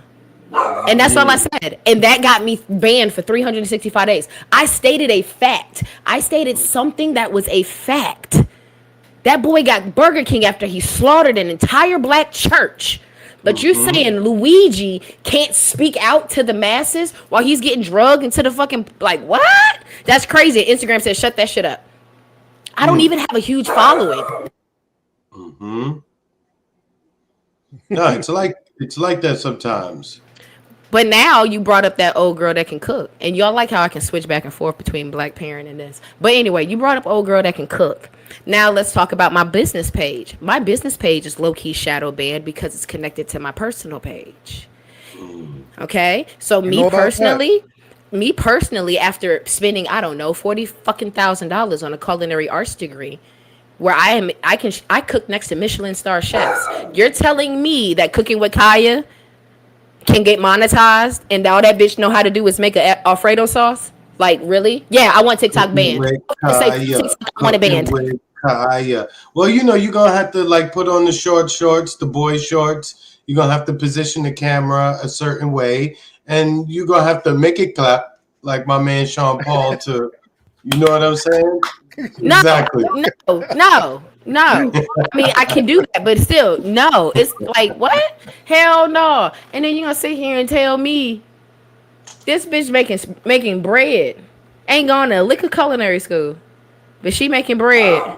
But See, if she go like what? If she can't nobody cancel this bitch, I'm finna get her canceled. I'm gonna say that she pro China. She said it right. She said, "Don't say cracker. You're gonna get the channel." Not, well, it'll be fine. You can say that on YouTube, not Instagram. Saltines. You gotta say saltines. That's what you gotta say. My bad. Like this damn Ritz. But that's what I'm saying. But even then, what the fuck? Saying somebody's a saltine is hate? That's a hate crime now. We're in the sensitive era. I hate it. I put it on my Facebook today. They said, "What do you hate today?" I said, "Sensitive people." I hate sensitive people. I really do. That's the era we live in. You know what I'm saying? Everybody's just, super sad. But going back to the TikTok thing, speaking of businesses, there are a lot of people who have, created successful businesses on TikTok. They're able to, pay their bills, take care of their family, or at least contribute financially to their family via TikTok. And you're telling everybody that they can't do this because China might might try to get some propaganda off on the app. The argument for banning TikTok and for attempting to force the sale of TikTok is so weak. But the thing that everybody should take note of is that I believe, somebody can correct me if I'm wrong, all of those justices were appointed by either a Bush, a Clinton, a Bush, Obama, and a Trump, right? All of these people, and a Biden, right? Oh, no, Biden didn't get one, did he? Oh, yeah, he didn't put Ketanji Brown? Yes, he did. Okay. So Biden too. So all of the recent presidents have gotten this. One of their picks is on the court currently, right? It just goes to show that they are all the same. They're not opposed to each other. They're opposed to us. And I see the Carlin clip. I just see somebody in the chat mention George Carlin, and they're showing you in very real time how much of a club it really is and how much you are excluded. None of their arguments making any sense, any sense. And the attorney for TikTok, he's trying his best, but I can feel where he pretty much just wants to say, what the we doing here? Like, we're wasting everybody's time being here discussing this nonsense about this app that most people are using for the silly shit. They're not using to figure out how to join the goddamn CCP, and they're not interested in joining the CCP. So when we lay everything out at the end of the day, and nobody, it's just another distraction. Well, not even that. It just goes to show who really is in charge. Because what is the problem with TikTok in 2024 and 2025? That wasn't a problem in 2022, 21, 20, 2019, 2018. What's the problem? Is that in October of 2023, these motherfuckers started a whole campaign on removing people from that part of the world. And TikTok, as a social media app, their users were permitted to show these videos in the raw, if you will. It wasn't filtered. It wasn't being made to be taken down. They weren't getting in trouble for it. They weren't getting knocked the way that you would on Instagram, on Facebook, on Twitter. You understand? So The problem is that there's a younger generation looking at this bully, and naturally they know that the younger people are going to say, damn, you know what? Those people are bullies and they really aren't worthy of our support, friendship, or anything like that. In fact, matter of fact, they the ops. They can't allow that narrative to really take root in the young people, especially here in America. So now what do? You use your politicians to go ahead and try to remove the app altogether. Oh, 1000%. The biggest concern has been that, and they've even said it. Yeah, we might be winning the war on the ground, but we're losing the political war. We're losing the message war, the narrative war. And that's where the problem has been, because that is where the real power actually is. When you start to lose that war, then okay, so what if you're able to bomb the hell out of somebody? Eventually, that pressure starts to come, and you're not able to sustain that area, because once those people start saying, you know what, this ain't viable anymore, it's time for me to move back to Brooklyn, time for me to move back to Poland, Russia, Germany. Once they start moving back to all these other countries, then your little project starts to fall apart. And that's the thing. They need that narrative to keep up. When it gets to a point where the certain little sellouts in the Middle East decide that they don't want to do business with you, or they can't fathom doing business with you and covering for your bullshit anymore, and you become a real pariah. Like you getting pariah treatment right now, but when you get completely pushed off as all you are as an asset of the West, you're an extension of the West completely, and you're completely rejected from Africa and Asia, which they're calling the Middle East. That's when the whole project falls apart. And they're definitely afraid of that, because they see it coming. They see the writing on the wall. It's just some of them, and that's why you got to even be careful. Some of them are only worried about the narrative. They're trying to blow the whistles because they're trying to protect the project. They're not trying to blow the whistles because they want what's happening to stop. They want the project to be able to keep rolling on. And you see it. It's no different than when FDR did the New Deal. That wasn't really to help everybody. That was so the pitchforks wouldn't come out for the capitalist class. Or the oligarch class. And it doesn't seem as if the Zionists have the AIPAC funded crowd has the ability to apply the pressure to ByteDance, which is the parent company of TikTok. It seems that they don't have the ability to apply that pressure to get them to remove some of that content that they don't want to be shown.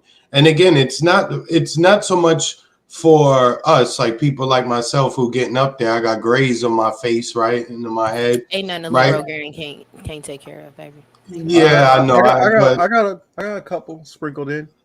Yeah, Marcus still ain't get there, bro. And I'm like, I got them. I just don't got them like you do. I ain't gonna hold you, Chris. If you get henna, you fucking them up. Fuck them up. Get a little henna.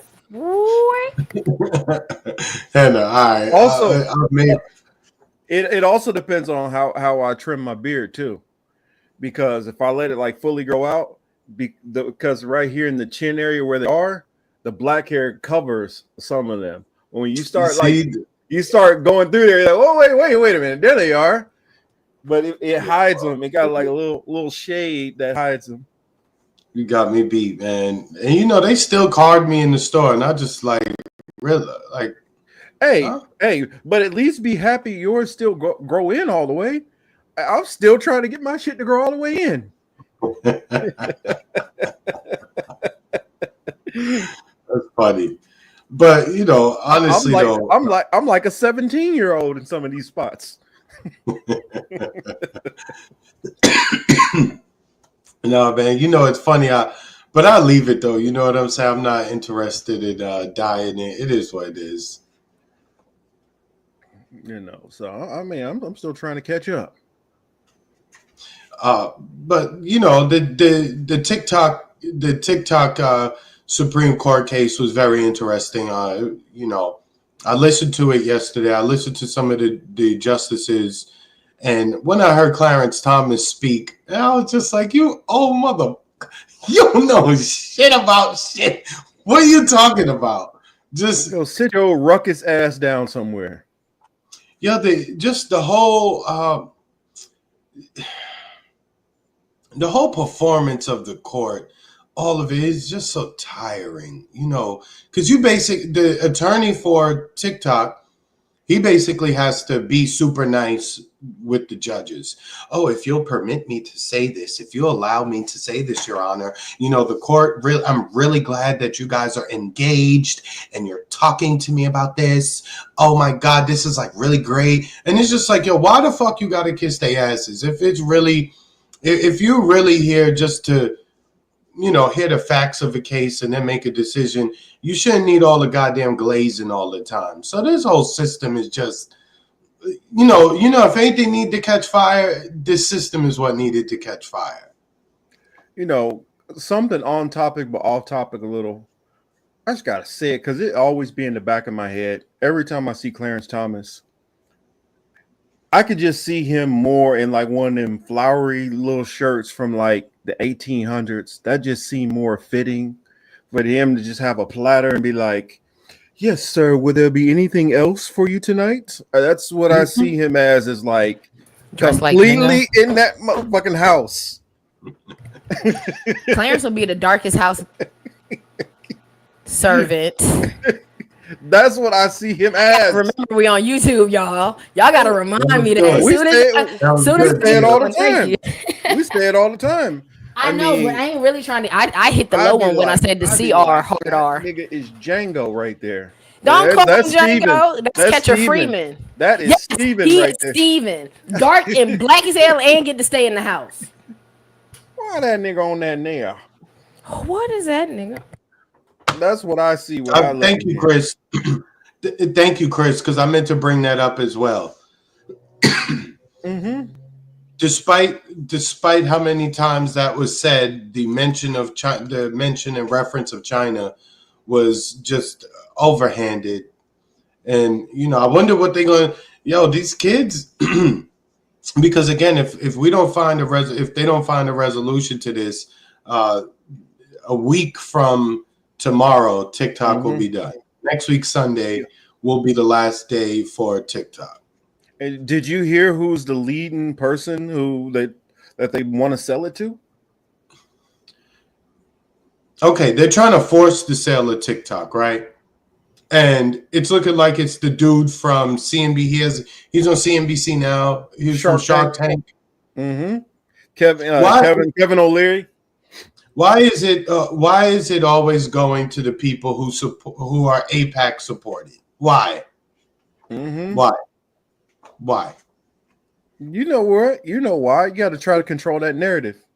Correct. It's obviously my question to you is more rhetorical than anything else, but for everybody who's not paying attention or who has doubts or who refuses to see what is in their face, I mean, this is just yet another example. You can look at Elon Musk's behavior as another example of that. Dude went from whatever he was saying last year to now he's beefing with people within the MAGA community. He's getting trolled, he's getting ratioed, and it still don't matter. That's because he's getting exposed finally. He's finally started getting exposed. And another reason why they want TikTok, they do want to shut down any of that dissent, but at the same time, any of that dissent that's coming from near over there, they're going to use that for targeting. Mm-hmm. So remember that poet they took out? That's what they want to do to all of them accounts over there. Go ahead, Tim. What did I miss? There's a poet? No, I'm talking about the Palestinian poet that they went after. All of those accounts on TikTok that are talking about, what's going on over there, who live in that region, they using that to go after them directly. So something else I thought about in reference to the TikTok ban, like early in the game, I remember I had a chance to being able to look at China's TikTok, like what they allow to be on their TikTok, and they are super censored. Like they wish they could see a fucking day of our TikTok. Those kids' brains would slide out of their ears. But like That's I good. always, yeah, I always would kind of like I never understood like if we were gonna do like a band or all that wild ass censorship shit, why don't we have TikTok like that? Like, don't we want to have a more educational TikTok, something that's not rotting our brains like every fucking thing else that's rotting our brains? Or this whole thing. I watched the Jim Rogan, Mark Zuckerberg recent little podcast. Okay. And when he got to talking, the first thing they started talking about was the censorship rules. Because if you've noticed, Facebook, this past like 2 weeks or so, maybe a month, they've laxed on their censorship. I've been able to say nigga so much. And I don't have to change it to the emoji or anything. And I noticed that neither other users are like, oh, you can cuss on this app again and you don't go to jail. He did that because he posted a picture of his like MMA injury and his own site flagged him. So until it makes them uncomfortable, they not gonna change shit. So obviously this TikTok shit is making them uncomfortable. Because that same day that the only reason I even went to that podcast is because he got rid of the DEI this past week. The entire diversity and inclusion department at Facebook is gone. He absolved it.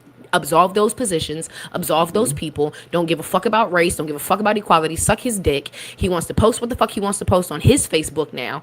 And it showed so much in that fucking podcast. Because soon as Joe Rogan was like, yo, talk about the censorship thing, like blah, blah, blah, blah, blah, he instantly was like, yeah, I had to 86 that shit, you know what I'm saying? It wasn't working. At first we were trying to like... Funny, oh, go ahead, Chris. sorry to cut you off, Tia. I just wanted to say that, in real time, though, this is why I don't give people like Zuckerberg a break, because he's young enough to understand that in real time he was being told that the censorship shit that they was doing uses Snopes and all of these compromised people, compromised by either Big Pharma or the Democratic Party and things like that.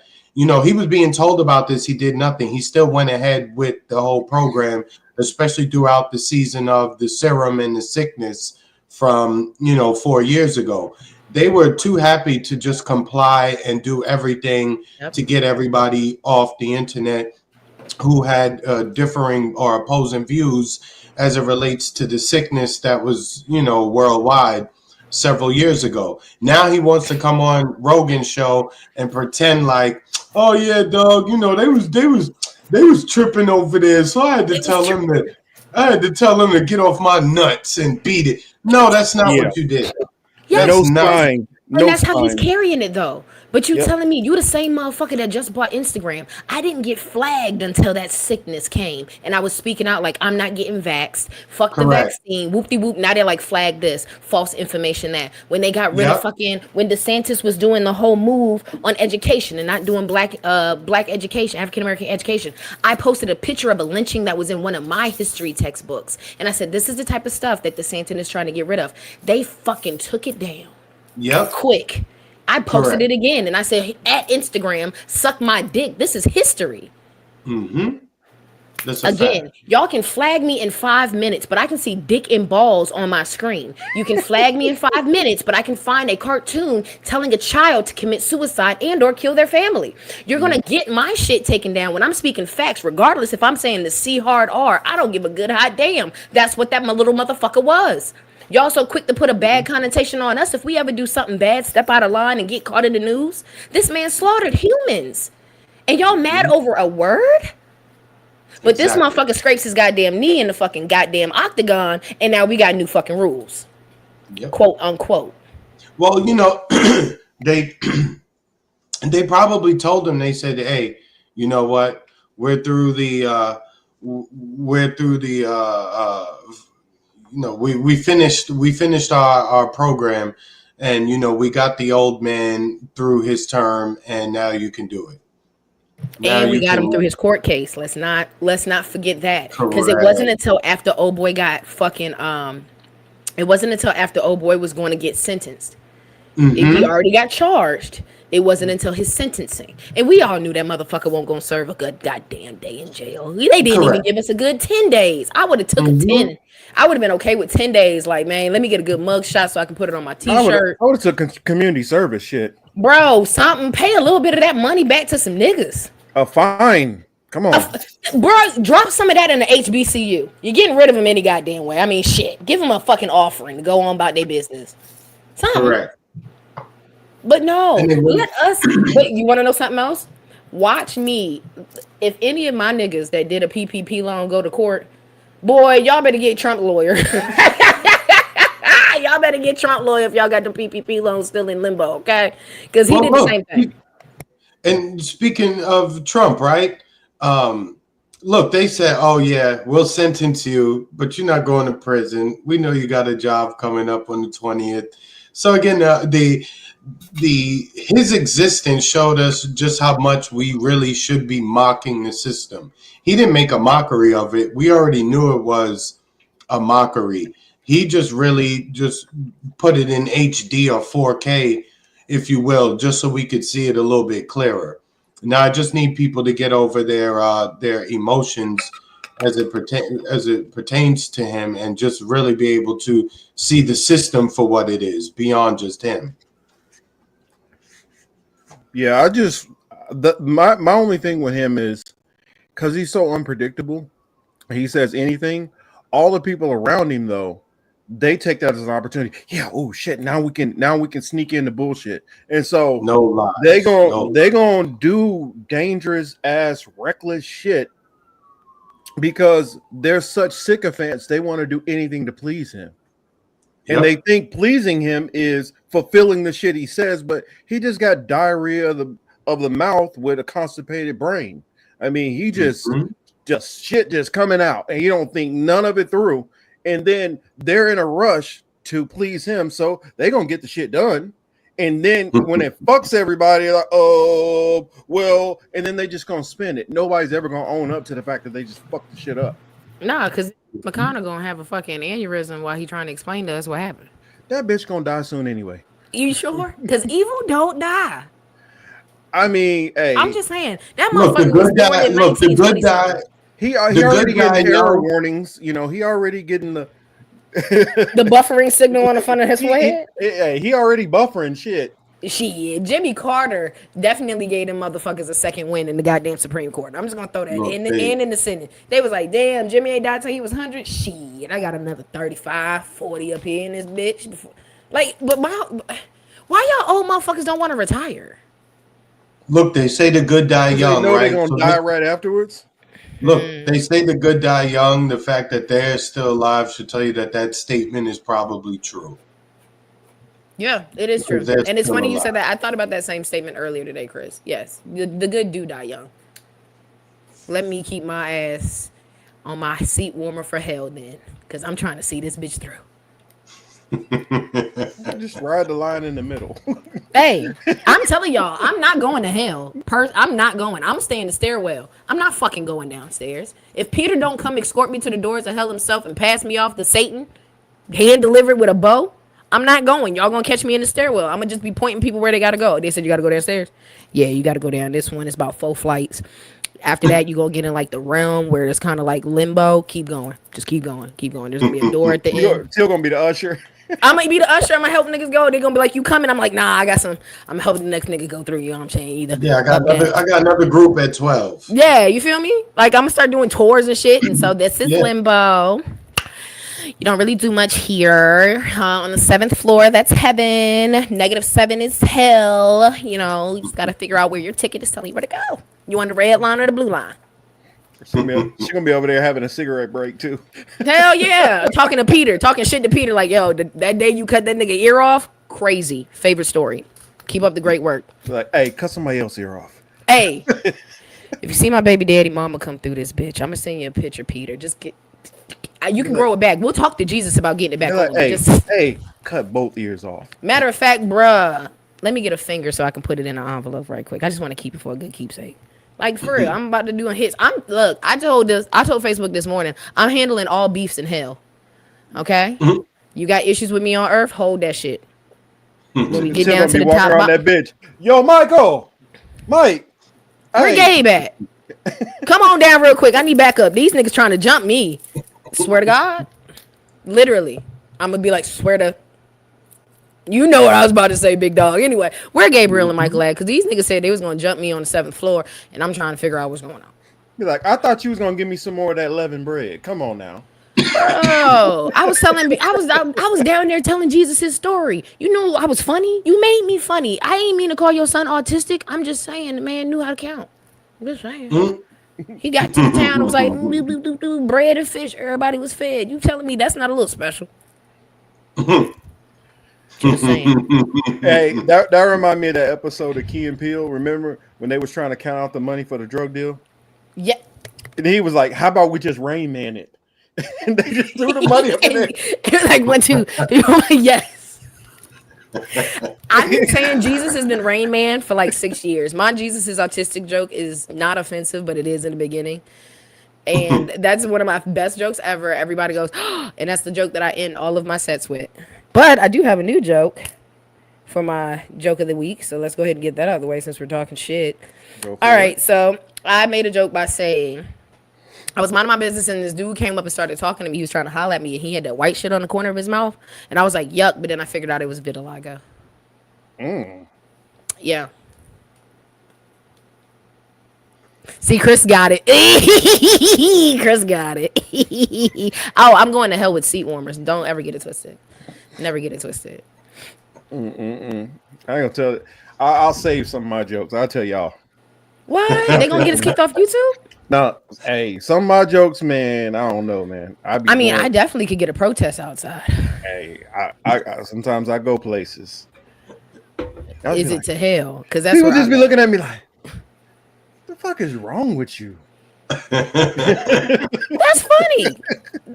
If you gotta look at somebody and say that's funny, that's a really good joke. I hate to say it. You gotta go, that's funny. Like your spirit's not right. What you mean? My spirit is hilarious, bitch. Oh, that's what they say. I know my spirit is hilarious, bitch. What you talking about? I'll start telling that, be like, nah, my spirit is hilarious. Is that a Stanley Cup, Marcus? No, it's a Yeti. Oh, you still a basic bitch. Let's go down. Damn.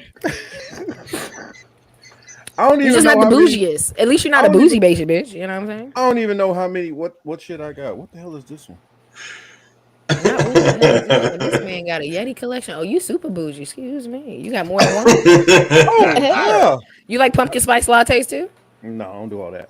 Oh, okay. You don't wear Ugg boots in the fall. She was lining you up for that one, Marcus. I'm glad you said no. Nah. Oh, and look how she froze. Oh, shit. She froze about to tell me off. See, that's what you get fucking with me. No, I'm just Look how he did. Silence. Froze up like I punched her in the throat. Right. With hot cold. Hey, I do like my cappuccinos and maybe do a latte every now and then. I don't need the half calf, decaf, looking almond milk, all that extra shit though. You save that. See, I go to the Cuban spot. I just tell them to give me café con leche, and that's about it, man. Hey, actually, you know what I'm drinking right now? This one's called Cubano con leche. Okay. So every time I go to Tierra Mia, it's a coffee place out here. They're like, are you sure you want that one? Like, yeah, give me 2 of them. Oh, but just warning you, it's pretty strong. I'm like, bitch, I know. Give me the shit. Like, I'm like, I was about to say something. Let me stop. I'm like, yes, I like my coffee strong. Don't play with me. Yeah, this lady I used to work with, she used to hate when certain people got to the office ahead of her and would make the coffee. She would always call it she would always say that they like rust water. And I'm like, yeah, if I'm gonna drink coffee, I may as well drink coffee and not just brown water. You know what I'm saying? Sarah, like say it. Nah. Chris don't get full is the Cali version. Oh shit, no. But I'm in Florida. I could get real Cuban coffee. I don't know where Marcus is getting his Cuban coffee from. That might be No, this ain't Cali version. Well, what it is this is the copying off of I mean, trust me, I've had real Cuban coffee, trust me. And it's like and I'm like, I get it. What it is a lot of y'all not used to, like, I realize out here, and maybe this ain't everybody, but a lot of Mexican people out here, they don't like their coffee strong. Not like no Cuban or Puerto Rican coffee. That's strong coffee. They don't. So for them, a lot of them be like, "Well, you know, that's kind of strong." I'm like, "You think that's strong?" But they like racetrack or Wawa coffee. Well, they don't have those out here. I forgot they don't have. Yeah. So you don't have Wawa nor racetrack, right? No, but I used to mess with them. I mean, you know that, but yeah. I mean, because that coffee's not strong either. You know what I'm saying? That's like breakfast blend that they make. You know what I mean? Probably like dailies. Okay. And you know, Marcus, enough time has gone by. You know, I don't want to be here too much longer. So I was thinking about this Fox Sports. Go ahead. Rip the Band-Aid on off. Yeah, so for everybody, you know, we love sports around here. Well, at least Marcus and myself do, right? Matter of fact, Marcus, speaking of sports, let me check the score of this Pittsburgh game because I know that was perfect. See, Sarah attests to it right there. Said Cuban coffee comes in a tiny cup. I sipped the whole little cup and was up all night. Nah, how we do you knock that bitch back and be good to go. Might even take a second or third one. If you know what, that Cubano con leche, I can drink this whole thing, and this bitch is filled full to the brim. And I will drink this whole thing. And let's see, what time is it right now? It's 8:33. 8:33 my time? Yeah. Yeah. I still if I needed to go to bed at 11, I could. Yeah, I could drink a cup of coffee and go right to sleep. I'm not one of them people that like the caffeine messes with me. I'll drink and go to sleep. You know, whatever. Well, I have adult ADHD, so the first couple of knocks of caffeine just kind of keep me focused. It's the couple of ones after that they finally give me some juice. Now, Arabic coffee, start drinking some of that. That stuff's like motor oil. That stuff be thick. But for everyone, you know, the Steelers lost. They lose? It was the final score. The Steelers lost. How bad they get beat up? It was 28-14. Okay.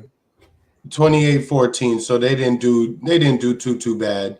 And the Chargers lost earlier in the day, as I said, to Houston. They lost 32-12. That game was a little less competitive, which happens sometimes. You know what I'm saying? So we'll see next week. As we all know, Marcus, you know, his squad he wearing the cap right now. You know, that's his team, number 1 overall. So they waiting to see who they got to play. So just seeing who we gonna slap around. I think. So I guess I think it's Houston that we're probably gonna be slapping around. Which we beat up on them earlier in the season, so it'd be good to do it again. Or honestly, I kind of was hoping that the game is tomorrow, so we'll see. I'm kind of hoping Denver pulls it off because they was really relishing that, you know, when we sat all our starters and everything, that 38-0 beat down they put on our B squad, and I kind of want to see and then we only beat them by that block punt, so I kind of would like to see them again. So, you know, we can now sit your ass on down. Shut up. Correct. Now, this next topic is going to be about Fox Fox Sports, not Fox News this time. Fox Sports, and it Oh. involves.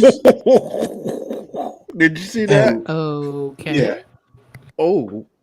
and it involves a host, a hairstylist, an executive, and many other people, many other John Does who are not named. Now, with that being said, it also involves Joy Taylor's tits, because that has been the main focus of the discussion Well, surrounding. especially after what Jason Whitlock had to say, or as they say, Did Jason you watch? Whitelock. Did you see that thirst bucket talking about Joy Taylor? Oh, he sounded extra thirsty. I'm talking Yo, about look. like So he said Joy Taylor with her. He said with her peanut. He said with her peanut That's butter. He said that peanut butter skin and that rack she got What? that she's always showing. He On said, TV? what? well, on his new show. On his yeah. This not me saying this. This Was was he part this of them me, 70,000 ass niggas in them text messages talking crazy? this is me quoting somebody, because homeboy really went on his program and said that she got peanut butter skin and a rack that he said he kept saying, the way he said her rack, she keeps showing off her rack. He's like, I know what I'm capable of. And it was just like, yo, you thirsty mother. Marcus, in the meantime, can you pull up a picture? I know what you're capable of too, Jason Whitlock. You capable of a lot of stale socks and lotion thinking about joy. That's what you capable of. And isn't it funny that Jason Whitlock of all people had to make a food analogy? Calling her peanut butter? Yeah, because the dude is already big. He a big dude. Two So food analogies: peanut butter and a rack. You thinking a rack of lamb? Rack of ribs, rack of titties. That's crazy. Mm-hmm. That's crazy. He can't get See, and you can say that. You telling me this man can sexualize a woman on national TV, on his syndicate, you feel me, out here just sounding thirstier than a thirsty, but I get banned? I don't even... What? Ain't nobody canceled this man yet? All them sensitive folk ain't come together and said something? Start a parade or some shit? I'm pretty sure that's I'm super surprised. That's a man. I'm super surprised. Thank you, Chris. I'm super surprised there hasn't been like a feminist fucking organization created overnight. RLM, Black Lives Matter. You know that here. Jason Whitlock, he buys prostitutes on like a group rate, like, so I'm gonna have you come through this thing. He got a Groupon code for prostitutes? Yes, you know that man got a this direct man get prostitutes. Look, now he get prostitutes off of Temu by the bulk. Yes, he do. Like, I don't know if you saw that. And her skin is not peanut butter. She's definitely caramel macchiato. We know. He should know. He don't know. So listen to this. Oh, you found it? I know what I'm capable of. And that big rack of hers that she showed off constantly. It's just, and that peanut butter skin with that big rack. Like, Jay, keep your distance. I know what I'm capable of. He got to tell himself in the third person to keep his distance. That she showed off constantly. It's just, and that peanut butter skin with that big rack. Like, Jay, keep your distance. As if you had a chance, Negro. Calm down. That's Joy. Nah, that's nasty. Correct. And I feel that anytime ugly people compliment or say like sexual innuendos to really, really, really pretty people, like I feel like you should get charged with like semi-assault or something. Like that ugly people. Anytime an ugly person like tries to hit on me, I instantly want to like be like, you need to charge. Like somebody needs to come get you off the streets and handcuff you. That's assault. Like, I don't know if it's to my character, my self-esteem. I don't know. But when ugly people start talking to me, I'm like, bro, what did I do? He needs to be charged. That's aggravated complimenting. I don't know what the fuck to call it, but that needs a 3 to 5, at least community service. Yo, that's actually pretty funny, yo. Like, if you don't get your big munchy meal ass out of here. You know what, though? I get it, though. You got to know. Look, you got to know what you're working with, right? Pause. You really got to know who you're supposed to approach. Come on. And who you're supposed to just be like, yo, that's out of my league. And I'm we not should. going to And the cute people or the pretty committee should not have to be the ones putting together the rules. You should be able to wake up and self-evaluate it. Like, what? You know, you looking like what you looking like, sounding like you out here mouth breathing over a chick. You really think you got a chance with that when you mouth breathing? Correct. You sweating chicken grease while you talking about this girl. And you want, what? You getting hot and bothered, and I can smell the chicken grease through the TV coming off your fat of your neck, and you talking about this girl's, You wildin'. Charge him. Charges. File him. Somebody. But Marcus, I will say, she put away the rack. Oh yeah, right after that accusation came out, she put away the rack. She put it away. Now her views gonna go down. Cause an ugly nigga that would never hit. You know, that's like when those dudes you be hanging out with, and you be like, man, shorty, god damn. Sorry. So you see, right? Well, I'm pretty. I got a chance with her, so I can say this. But he the type of dude that be in a group of like 6 dudes, right? And look at this other one. 4 of y'all, all 3 of us would be in the same group. Like, damn, shorty bad as hell. God, leave. He be the one to be like, yeah, but she a hoe though. How do you know? You ain't never gonna fuck. How you know she a hoe? You hating from outside the club, nigga. What? You can't get in. You can't even get in, bruh. The fuck is you talking about? You over here, that rack. Boy, you would never touch that if it... She was the last woman on earth. I promise you, she'd go walk. She'd take a long walk off a short pier if he was the last hold man on, on earth. Well, hold on. I'm gonna show you something else. now he can go flexing in Walmart or something and see if he can pull something in there because he can throw his money around maybe. But I mean, outside of that, unless you throwing money, I don't see what you doing, Jason. I think the best Jason can get is a backup dancer for Sexy Red right about now. Nah, not even. Hold on, though. I don't know if he getting that. No. He better go. This video. he probably hooking up at nursing homes. Hold on. Don't nobody grandmama want to give her any part of that pension. Now, Don't nobody want to give that man no pension. Pension pussy? You're crazy. Now, hold on. Wait a second. You see this gentleman I showed on the screen? Why he ain't got no lips? He is the guy who was having sex with the girl we just had on the screen. What? She fucking a man with no lips? Mm-hmm. Yes. That's money. That's money. That look like he missing some chromosomes. Yeah, him. Yeah. He had a stroke. Whole left side of his face look like it's droopy. Mm-hmm. Correct. He is the executive vice president of content at Fox Sports. Oh, she's so smart. He is responsible for all of the talent that's on air and everybody. She started sleeping with this guy, and all of a sudden she got onto television. This should tell you all you need to know. Oh, Chris. She with that Kamala Harris. You skipped something. Let them know what her job experience was before she got this job. She was a bartender, bottle girl. Basically. Damn, I'm good. Yeah. I can tell by the titties. Yeah. What? Them titties tell it all. I get it. Shit. Mm-hmm. Shit me. You gotta even explain it. And she could have used possibly, like some people thought, well, maybe it's nepotism that got her there. No, it's a Kamala Harris effect.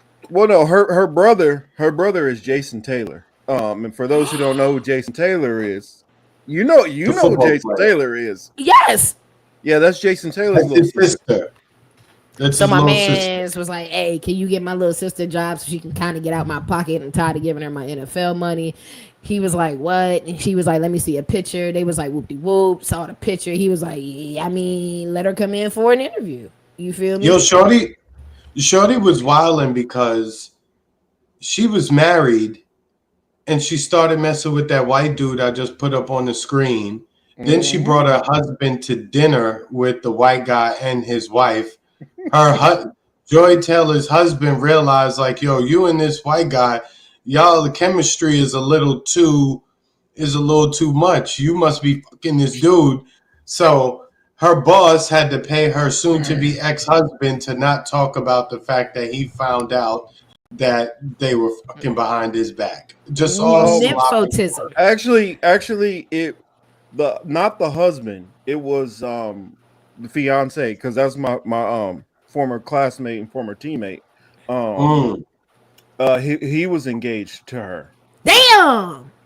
Yeah. That's nymphotism, by the way. That's what I'm gonna call it. Yeah. Nymphotism. So the husband, because when she was married, the husband, when she first started doing it, he found out, put the X to it, and then she got with Earl, and they were engaged to get married. And Earl was, from what I'm hearing, was about to blow the whistle on a whole bunch of stuff. Yep. And then he was kind of paid a little money to, all right, hey. They gave that man an NDA and told him to carry on. That's crazy work. They cut him a check. Yeah. So keep pushing. That's an NDA. Mm-hmm. It just got commas and dollar signs on it. That's an NDA. That one. That's wild work. He better write a book. I want to know. So anyway, the scandal is coming from the hairdresser who filed suit against all these people and said that, the famous host Skip Bayless was pressing her, wanting to sleep with the hairdresser, not Joy Taylor, the host I just had on the screen, but with Noshin Faraji, I believe her name is. So she put out this complaint. The complaint was what, 20 some odd pages, or was it 40 pages? 40, I don't know. It was like 40, 44, like 42. Yeah, something like that. 42 pages, yeah, because I remember I read the first like 20 some odd pages of the complaint. And, it was basically the hairdresser just outing the culture at Fox. And ironically, I'm saying, this is Fox. Did you think that Fox Sports was going to be so different than Fox News? That all of these men there, this is par for the course for them. This is how they get their rocks off. They didn't get it in high school. They didn't get it in college.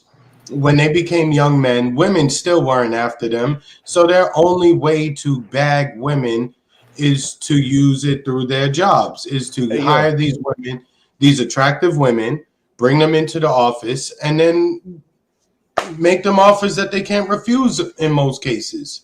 Because they ain't got no swag, they ain't got no nothing. They probably piss on their balls. They just they don't know. Yeah, nah. Here's how somebody actually got lucky in this, because when she was engaged to Earl Watson, they were in the midst of purchasing a house near that East Palisades area. And so he would have had a house right out in that area, which most of that stuff's getting torched. And so by finding out that bitch wasn't shit, you ducked out of way more than you even knew. Yeah, he dodged the biggest of bullets. But I just want to throw out the fact that you sitting here telling me that you surprised that this is how Fox Sport handled themselves when that entire network is a grab him by the pussy ass network. Thank you. Like, that makes no sense. Like, Mr. Grab him by the pussy is back in office, and you telling me that his news ain't about to be on some grab him by the pussy type of energy? What? Well, if you listen to what Marcellus was saying, which is kind of funny, my brother's name is Marcellus too. Marcellus Wiley was talking about how all of those ESPN, all of those different shows all run like that. And he said he's just kind of surprised that it finally came out, because it was Marcellus Wiley and somebody else who both were talking about it. Not only was she smashing him, I can't remember his name. I'm blanking on his name right now. Other cat too, which she had the show. because she started off hosting for with Skip and Shannon, and then she got the show with Emmanuel Acho. Thank you, Emmanuel. He looks like Mr. Bottom Two from Family Guy. Yo, I can't believe like that's who she was. Well, I don't forget She about probably only had. her. You know what's crazy? You had Emmanuel Acho. She was sleeping with Emmanuel Acho too. This all came out in the lawsuit, right? That Joy Taylor was sleeping with Emmanuel Acho. So I say all that to say that she had all these decent looking athletes, you know, well-to-do, tall dudes, money, attractive guys, and then that's who got the box. Buddy, who looked like. Yeah, and it sucks being okay from a woman's standpoint, and I hate to say it, and it sucks, and I've learned throughout the years it's really hard being an upstanding bitch, not fucking to get yourself to the top. I'm not even gonna hold you. It's so much easier, bruh. And then like you gotta understand women have this wild ass mindset of this biological clock. Okay, that is really what fuels most of our decisions is our biological clock. Like, granted, Shorty might be, you know what I'm saying, Shorty young looking or whatever, but like once you hit your 30s, dog, ain't gonna hold you late 20s, early 30s. If you ain't got kids already, you know what I'm saying, and you really in your career, you gonna get to a point where you're like, shit, I need to get where I need to get to, you know what I'm saying, by any means necessary before, you know, I'm too, you know what I'm saying, I can't have a family or, you know what I'm saying, to provide for my family if they that type of vibe. But like, it sucks, bro, when you gotta make bad pussy management decisions, okay? Bad PMS. It's not the best PMS. On the chessboard, it might look good to Shorty. You know what I'm saying? He might got the most commas. He might be the dumbest motherfucker because he do look like he missing a couple chromosomes. Them titties can fucking hypnotize anybody into giving a will. I ain't gonna hold you, like, for real. Like, them titties would be like, babe, just sign right here. You ain't gotta read it. That motherfucker be like, okay, motorboat, and then now I got your whole half. Now we ain't even gotta get no prenup. You feel me? You know what was nasty about it though? I mean, in addition to the obvious, what was nasty is that in the lawsuit, the the petitioner was real cool with Joy Taylor at one time. Joy Taylor brought her on as her stylist. She would do her hair and makeup for her prior to the shows and things like that. When she got promoted, she brought the stylist along with her.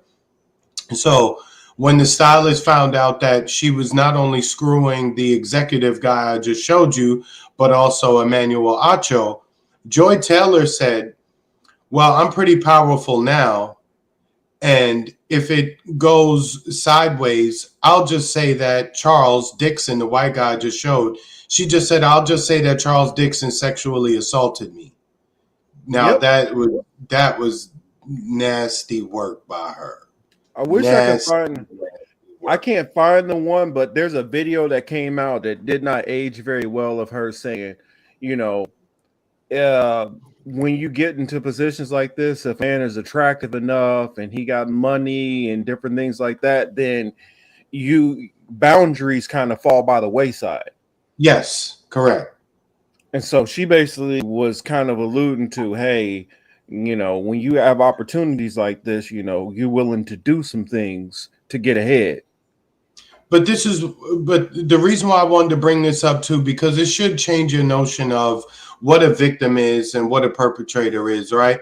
Because a lot of the time we just like to say, oh, this happened to you, you're a victim. No, Shorty made a choice to open her legs and sleep with that dude for job security and promotion, right? You could say whatever you want. Oh, he shouldn't have propositioned her. Again, we often take away the fact that people have choices too. She could have chose to not work there. She could have chose to not be there, but she made a choice to be there. The hairstylist, you said that the stylist is saying that the executive felt on her butt, that, you know, Skip Bayless was pressing her, that they're I was going to say, bro, don't forget the Skip Bayless part. Bring that up. Yeah, that Skip Bayless was pressing her all the time. That Skip Bayless was wondering if she was having sex with Shannon Sharp. Supposedly, Skip Bayless offered her $1.5 million to sleep with her and all this like that. At the end of the day, though, you have a choice as to whether you want to be there or not. Hey guys. It just seems like these choices always lead to them ending up in a courtroom getting compensated for the choice that they made.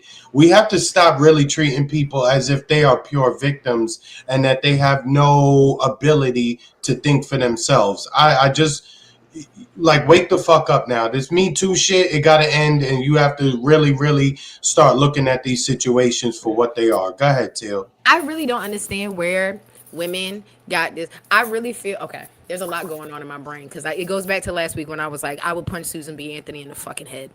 Mm-hmm. Okay. The reason it's no, I'm dead ass. It's because of this. It's because Susan then gave these dumb bitches.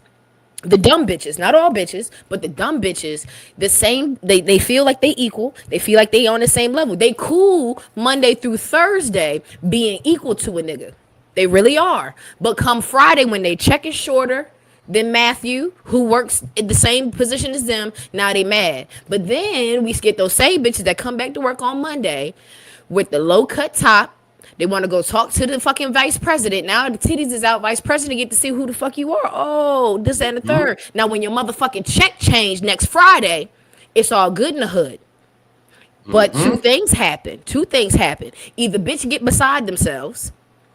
They really do. They pull that little power card because the reason that hairdresser is probably really upset is because her homegirl didn't push that pussy up with her. She left the hairdresser still curling hair and doing perms and shit. She got salty. But then another thing is what my father always tells me is a nigga will move on to a bitch because it's a younger model. So when the next big titty bitch come in working next to Matthew, now she got competition because now you the old model. Now you want to fucking throw niggas under the bus. Now you mad because he got new pussy in his fucking face and you not the new commodity no more. You regular now. Bitches don't like being regular. At least those bitches. Well, the problem is too, they can get replaced from what they are doing. And you know, that's the thing. They want to hold on to that gig where they are on in front of the camera. So whenever another female steps into the room, it's problematic because she is young enough and attractive enough to remove me from my perch. So I'm going to make sure I do any and everything to make sure that they don't succeed and have no level of success. And if they do have success, it just won't be over here. Yes, and what do? They try to take the head down. They take the dude that's been giving them money, providing for them. They try to go get them with the little Me Too shit. Woe is me. He touched on me, this, that, and the third. Knowing damn well she was popping that pussy left and fucking right. That part. The Cash App was getting cashed. Them Apple Pays was chiming. Everything it was just good. Like, and that reminds me of the case in New York, right now. You know, the New York mayoral administration in the city is a mess, right? So anyway, the top cop is under investigation for a lot of different things. There was one police officer, Marcus, we covered this. The one cop in New York, she made $400,000 in salary. She was the highest paid cop. She has like a desk job somewhere. How was she getting this? She was getting tens of thousands of dollars in overtime. How was she doing it? Who was signing off on this? Well, she was having sex with the cop who signed off on her with her boss, who signed off on all her overtime. Then she turns around and says that she was in an inappropriate sexual relationship where he was pressing her. Again, he's like, yo, shorty, you came to the office. I told you bend over. You bent over and pulled it to the side, and we did what we did. You know what I'm saying? Like, there's no abuse there. You made a choice, and we have to stop. We have to really stop looking at it as if people don't have choices that they make. White bitch tears and rape allegations are the most expensive currencies on earth. And these are two black women at that. That's why I had to put them in a separate category. White bitch tears are more expensive. They killed more men and more black boys ever on earth. White bitch tears. That's the lawsuit is basically coming from a white chick, and that's why. My bad, Sarah. That's funny. I had to show that, but it's kind of interesting. She tried to come to Joy and be like, "Yo, this is going on over here. You ain't gonna try to stick up for me." And she like, "Hey, I just bitch, that ain't got nothing to do with me. I didn't got my shit now. So you gotta deal with what you got going over there." Bitches is the nasty. Women are so nasty, and that's coming from one. I fuck with them and I hang with them. Okay, they the nastiest creatures, bro. They nasty. I ain't gonna hold you. I'm sorry. That's why we should have never got rights. Cause that's when y'all get all the. That's why the waters got murky after that. Cause y'all let the bitches that be whispering in niggas' ears. Men can't come up with some of the sick shit that y'all come up with. Y'all niggas is brutes. Y'all be ready to rip arms off, torture and all that. That sick shit, that weird shit, that come from a bitch. That's pillow talking stuff. And now you done had all these nasty women get to be able, because they know how to play chess, not checkers. They done moved themselves into different positions of power. Now we got Nancy Pelosi over here, her crazy fucking ass. You know what I'm saying? There's a lot of Nancy Pelosi's running around the world on the background. They know how to play chess, not chess. Chess. That's what it's called. It's chess. Because those are the same women that are in charge of these feminist groups. They be just spitting that bullshit in the bitches' heads about work 80 hours a week and be equal to a nigga. Now the bitch can't have no babies because her ovaries are shriveled the fuck up because she was listening to this bitch that got a fucking haircut, make her look like Kevin. It's crazy. And then these same women aren't girls like they claim to be. It's all girls in the background. But as soon as they get a little dick on their breath and an extra comma in their check, now they're not a girl's girl no more. Now you can't help your girl you can't put her on with the next dick. Nah. They don't ever put you on to the next dick. Bitches won't never put you on to the next job. They're the worst gatekeepers ever. But soon as it go left for them, now you gonna come back to the hairdresser talking about, oh my God, girl, let me get my lie straight. So last Tuesday, he did this, that, and the third. I told him no. Girl, for real, you told him no. I told him no. But he did it anyway. Now you got a witness. I'll cut you in on some of it if you testify for me. It's nasty in these streets with these bitches, bro. I'm trying to tell you. It really is, because when we by ourselves, we talking politics, and you telling me, oh yeah, I can't wait till you do whatever XYZ, blah blah blah. And then as soon as something go down, now it's like, oh. Yes, and then it gets worse for the girl too, because just check me out. That same scenario can go, and then, oh girl, you know what? I was just playing. That nigga done cut a $25,000 check, and now he good peoples again. Now he ain't do what he did last Tuesday. But I thought you said he pushed himself on you. Oh no, girl, we like the role play. Fuck out of here. Fuck out of here, man. And that reminds me. Oh, sorry, go ahead. No, that was just saying. That's why I don't be really dealing with bitches no more. Cause, bruh, I got an eye opener when I used to do armor truck. But it's half the problem is that it's men who aren't used to getting that type of attention who this falls on first and foremost. It happens to all men at all levels, right? But it's usually when you see the guy, you're like, yeah, you have no history of like. Women have never been on you after you. They've never shown any interest in you. So you're in this new dynamic where you really feeling yourself, as opposed to like somebody who has a little bit of experience there would be like, I see this game shorty trying to run. She needs to stay far away from me. Shorty, I ain't messing with you. I see the type of time you want. You would be able to tell. But if you've never been that dude, for lack of a better term, then you would never be able to spot it. Go ahead, Marcus. Yeah, I was saying, like, when I did armor truck, and I used to, like, because once you walk into a spot and you're doing the machine, especially when it's slow, like, people, like, almost forget that you're there, especially when they used to you coming in all the time. And I would do all these, like, Walgreens and CVS ATMs, and it'd be, like, 3 or 4 women in there, and they'd be like, hey, how you doing? And then they get back to their conversation. And they start saying the most off-the-wall, nastiest, ratchetest shit I had ever heard in my life. And then I'll just be like, I'll make a face, and they'll look up and forget that they was talking. I'm like, oh, girl, remember he? Oh, shit. Oh, I forgot you was there. My bad, baby. And I'm like, you motherfuckers is foul. They savage. The foulest, bro. I'm trying to tell you. And then it goes back to how I originally started when I said I don't know where the fuck we got this whole connotation like bitches got to be absolved of they sins, like they innocent. No, we're treacherous. Treacherous. I'm trying to tell you, we're treacherous. These bitches is dog.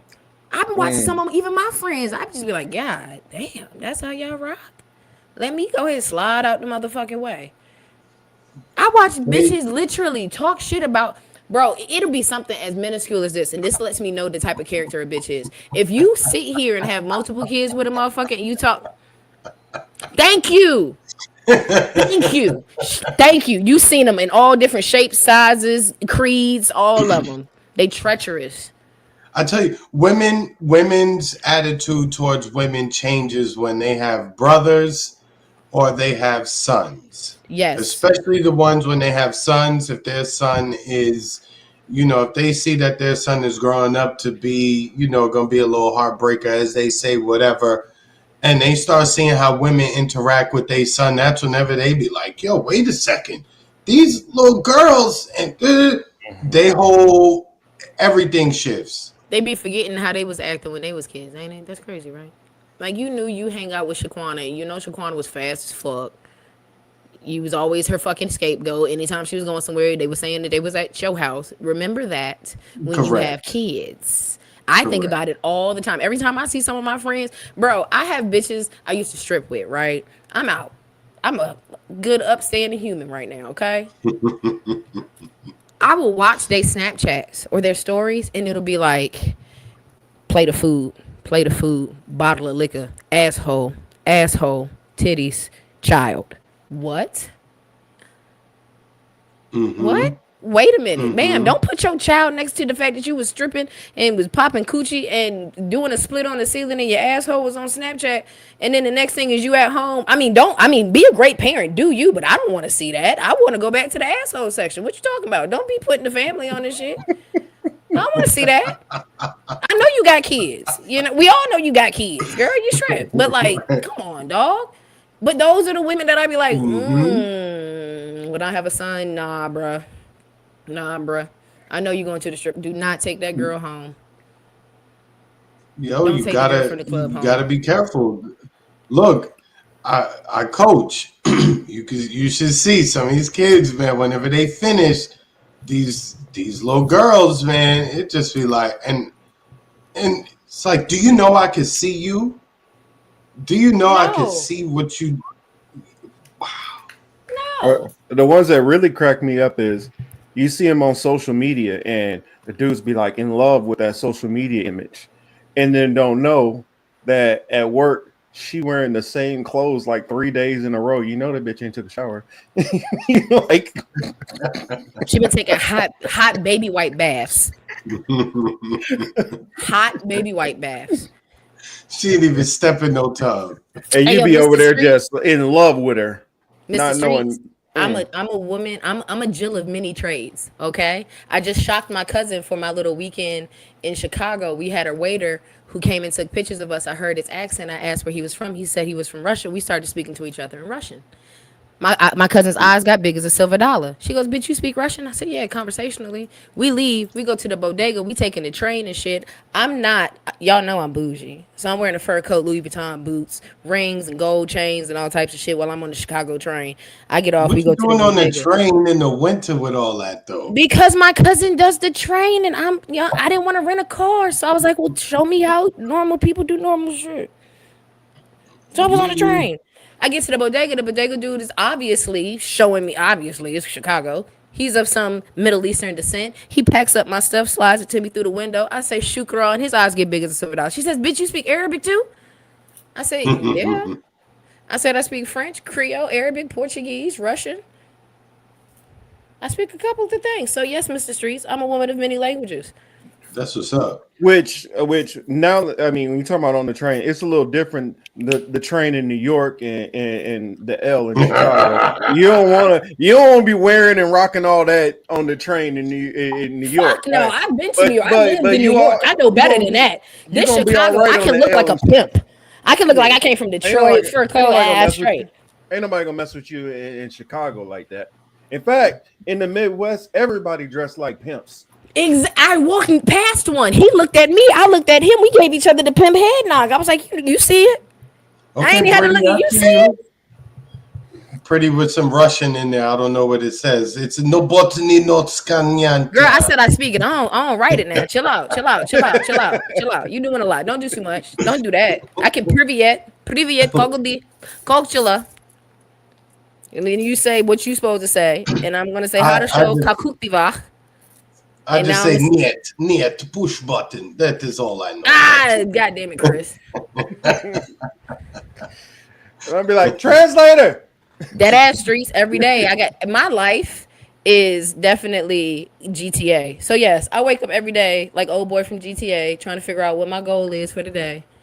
I make it to the gym. The rest of the day, throw it up in the air. Throw it up in the air. GTA Live online all day, every day. Ain't nothing wrong with that, man. But other than that, so the Fox Sports case, it's still pending. So we'll see where it goes. I don't see. We're gonna see more names pop up. Yeah, because there were a bunch of unnamed people in the complaint, but it really seemed like as if there was a beef between Joy Taylor and Nushin. That's the woman who filed the suit. It seemed as if they had a falling out, and I don't know if it was behind a man or what, but they had a falling out, which is why all her business is now in a complaint that is for public consumption. She put all her business out there. I think it's probably not even a man. I think she probably didn't hook her up with something that she was supposed to get hooked up with. Yeah, maybe. And then probably just left. She probably mad she left her with Skip. Because, Skip is old looking and you got that old Skip Bayless. Like, just imagine if, like, Skip Bayless pressing you. I'm not. Bayless was on some indecent proposal type shit. Oh, and lastly, thank you, E, because I almost forgot. All right, so. I'm into my music and shit, Marcus. So in my little music section. Oh, wait. Before you start, Chris, can I answer Chris H question? I wanted to learn all these languages because I travel a lot. And when I went to Dubai, I wanted to learn Arabic so I could speak to them in their native tongue and also know what the fuck they're saying so I don't go to fucking jail. I speak Russian because if them niggas come over here and get to put niggas in concentration camps, das vidanya, not me, okay? I speak Russian. I'm strong like ox. I break things. I'm strong like ox. We can do that. I'm also learning Mandarin. Just in case, you know what I'm saying? You got a little wire hair up his ass too. You feel me? I was going, she need out this bitch. The only thing I know is Langloy. No, she need over here. So not to mention, I am a sapiosexual, so I like people that read books. I like people that know things. And you can't ask of somebody if you don't have something to offer. So languages just happen to be my favorite thing because I have audiographic memory. I can listen to something and remember it forever. Music is my life. So listening to languages or listening to books that I've already read, be read in another language is the fastest way that I learn. Okay, that's a good idea. Yeah. Marcus Emmanuel brought up something that I did want to talk about. I meant to tell you to put that in the title too, but the fallout from last year's Kendrick versus Drake beef has now spilled into a few different arenas that you wouldn't expect it to be. But unfortunately, we have this happen because Drake is such a bitch, yo. I have never seen somebody who is so much on top of his field. You get the most money. You sleeping with everybody's girl. You're everybody's favorite. You set LA on fire. Still the biggest bitch, dog. There's no way. I thought Drake was soft before, but now I just know he beyond like Twinkie soft. That Jesus Christ. If you got a man, ladies, if you got a man and he say he loved Drake, you might want to know what he doing with his friends. Chris, why are you talking to me right now? Shut up. Stop it, Chris. Stop. Because I got one that like him. And I've been holding that in my spirit for a couple of days. And then you going to come stop talking to me. Why you so loud, bro? Why you so loud, Chris? Remember I'm gonna talk to you we gonna talk. I seen you on my story today. I'm gonna find you and message you. I'm gonna watch it. Don't do too much, bro. But remember I heard that video I sent you. That video. Well, that video I sent both. I think I sent it to both of y'all. Yeah. About how light skin block the goal versus dark skin. Yo, I'm just saying. Dog, I'm not the darkest. Look, I'm not the darkest dude out there. They were, my peoples. They always call me light skinned and shit. So that's not a good look. That's not a good look, no, right? To be associated with this dude because, yo, son, look, let me tell you. The other day there was, not that this is important, but the other day there was some text messaging between Drake and some fashion designer, right? It looked like it was fake. DJ Academic says, "Yo, this is fake." Come to find out, the fashion designer dude, whose name is Chris, by the way, he puts out a video with all the communication between himself and Drake. Right? Boom. So it wasn't fake. It was actually real. Academics went prior to that revelation. He went on there and said that, "Oh, you know, it's fake. Drake told me these texts are fake. He's mad. Whatever. Right?" So, yo, E, shut up, yo. yo, E, you gotta look. Yo, don't do too much, man. Look, E said every time he comes on here, pause, that there's some pause-worthy shit. Then he gonna tell me I could pass for peanut butter. Yo, that's super pause, E. Yo, E funny, yo. E funny, yo. But anyway, now moving beyond that, right? In the text message, Drake mentioned something about LeBron potentially cheating on his wife, and it was just like, why do you keep referencing LeBron? Why do you keep referencing Bron, his wife, and shit like that? Then last night, DJ Academics goes on his stream and basically says that LeBron and Drake were running trains on hoes in Canada. And again, why DJ Academic is saying this? You're using Drake's name, so that tells me that Drake is okay with you using his name like this. Why are you talking about what another man did with his joint and another woman? Because these niggas is gay, Chris. These niggas is gay. I really think so. They are, Chris. Chris, let me tell you something. All right, let me tell you something. As a woman who's androgynous, I look really good as a stud, bro. I make a lot of niggas weird. Okay, I'm not even being stop. I'm being dead ass. I look good as a stud. You feel me? I make weird niggas get weird. Okay, and Chris, I'm trying to tell you, there's a lot of weird niggas, bro. You'd be surprised. Okay, so like when that down low era really was popping hard, that shit was crazy for my gay ass. Cause I be in the gay club and I see a nigga, I be like, yo, I seen you in such and such and such with such and such. But you in here with me on Saturday night, and you know what Saturday night is. You feel me? So like watching these men crash out.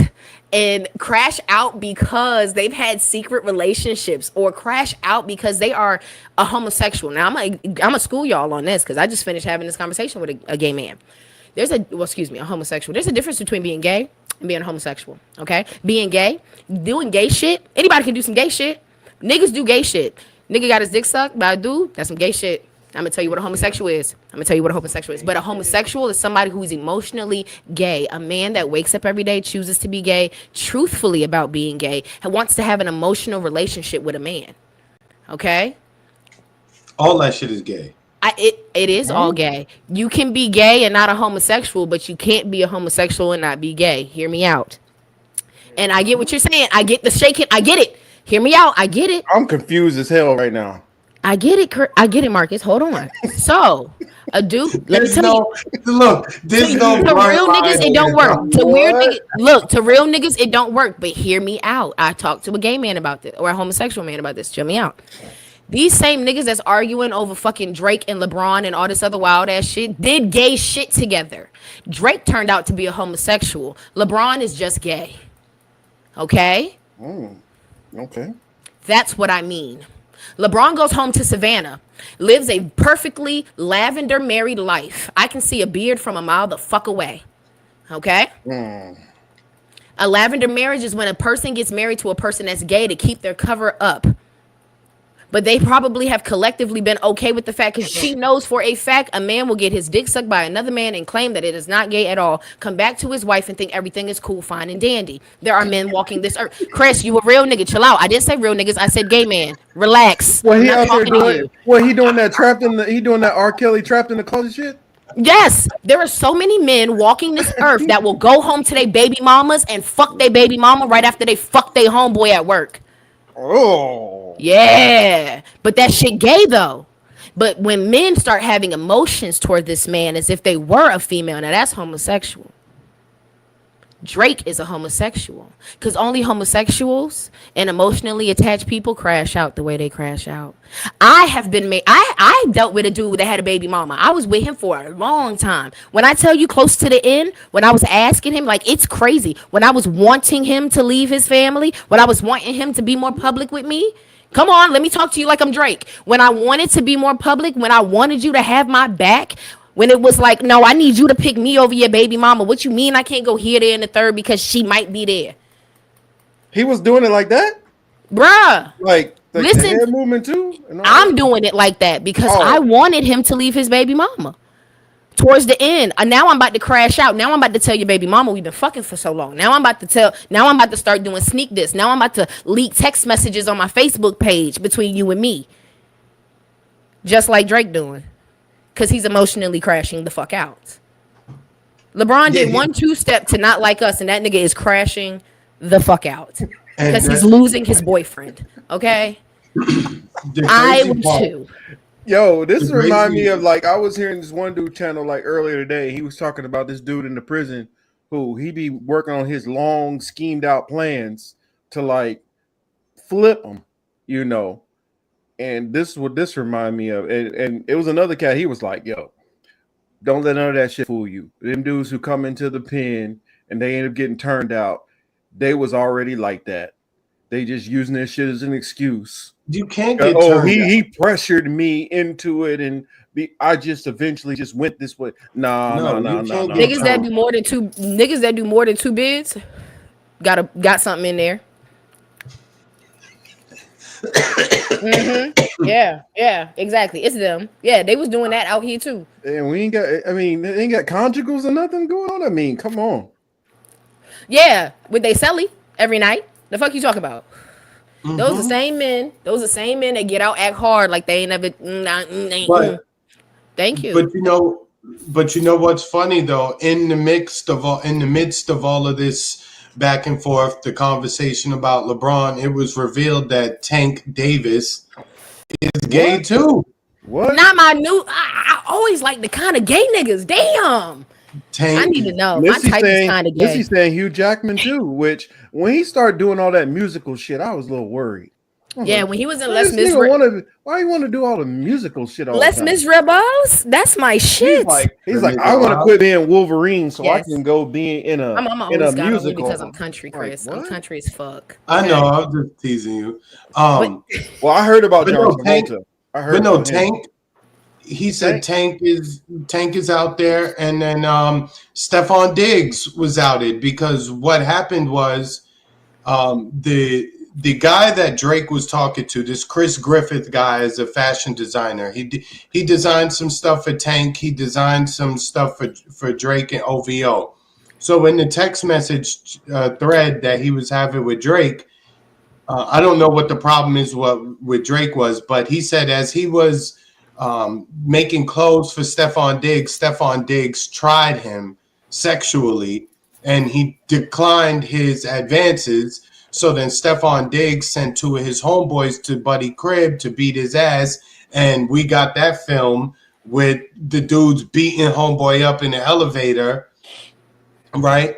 And with that being said, it was just like, damn, all this is spiraling out of control because Kendrick beat Drake ass. Like everybody is getting exposed in the midst of the fallout from all of this, because again, this is how you know that a lot of these men really are gay on the low, because they're way too emotional. This is how women move. Text messages and this and that. That's how women move, and gay men. Look, everybody could do whatever they want. I'm just pointing at the behavior. You know what I mean? It look like a duck, it walk like a duck, it quack like a duck, I'm going to call it a duck. And a lot of these dudes are ducks out here. Well, yeah, he beat him up over not giving him the cheeks. You see what I'm saying? Like, come on, bro. I'm not trying to be like I'm on like some I don't be around a whole lot of people who that kind of proclivities. So I guess I'm kind of like ignorant to a lot of this shit. I'm like, Marcus, they probably don't even want to give you that vibe. I'm like, I don't even know what the fuck is going on here. I mean, I'm like blown away at all this shit that I'm hearing because I'm like, what? Marcus, have y'all okay, if y'all ever want to really hear some wild shit, go to Blunt Force Wisdom. I will give y'all the episode next week where y'all can hear the stories about when I used to get paid to peg somebody. No. And the logic that came out of that man's head was the wildest thing ever. Okay? So men have a wild way to find a loophole through shit. If you want to find a loophole through it, they will come through with that Jewish loophole, okay? And find a way to not be a homosexual. But regardless, I'm a real nigga, Chris a real nigga, Marcus a real nigga, Steve 1 2. That's gay. Y'all niggas is gay. Straight up. I'm like, soon as something get, I don't give a damn if it's me. I don't care if it's me, Shaq, Shadrack, and a Billy Goat. Once it's going in your butt, you gay. Like, what? You gay. So, like, them niggas was doing gay stuff in Canada. LeBron was probably saying because he in another country, it don't count. Them motherfuckers be doing gay weird stuff.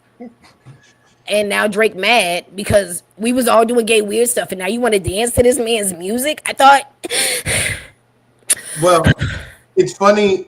It's funny you say that because before the Tank Davis stuff came out, because all this was going down on either Tuesday night or Monday night on Twitter, and it was going crazy in that section of Twitter, right? For those who know about that stuff. Tank Davis eventually tweeted, and he was like, hey, why don't you tell them how you, Stephon Diggs, and Buddy had all moved out to LA together, and all of you guys was living that lifestyle where you all were sleeping with each other the whole time. The clothing designer who got upset, he was like, oh, Tank, you need to live your life. Posted pictures with Tank in a photo booth, like blowing kissy faces to another man. So it was just like, yo. I guess this is a whole lot like a lot of these gay men in Hollywood is a lot more pervasive than I originally thought. I mean, I knew there was some, in the closet, but it seemed like it's a whole lot more in the closet than I realized. Okay, Marcus. Yo, you know what though? Side note, what is now I have to be suspicious with dudes who call themselves Tank, because Tank the R&B singer say you're not gay if you let somebody do something to you that which is crazy to me. By the second time, you can figure out you don't like it. Yeah. He said that? Yeah. He said that. He said maybe by the second time you figure out don't like it. Boy, get the fuck out of here. I knew what I was doing when I ate pussy the first time. Get out of here. I knew what I was doing. Like, I knew what I was planning on doing that. Like, bro, thought about it. Went through with it. Like, what? That's crazy. Men are crazy. But this is what I want to get y'all to look at. Now, check me out. Go back to your high school drama class. Not that y'all was in it, but just think about who was in the yearbook for the drama class, okay? Yes. All right. Y'all knew who was going to get the lead, you know what I'm saying, your digs out of the boys. And y'all knew that motherfucker was fruitier than the fruit basket you got at your grandmama's house in the 90s Christmas, okay? Mm-hmm. Those are the motherfuckers that go to Juilliard. Then they got another group of really fruity boys, you feel me? And then they pick the best one out of that, and they go to Hollywood. So you telling me, out of 89 gay niggas, 89% group of gay niggas, that one out of that 89 ain't gonna be gay? You're crazy as hell. This is the drama club out in Hollywood. The drama club is over there now.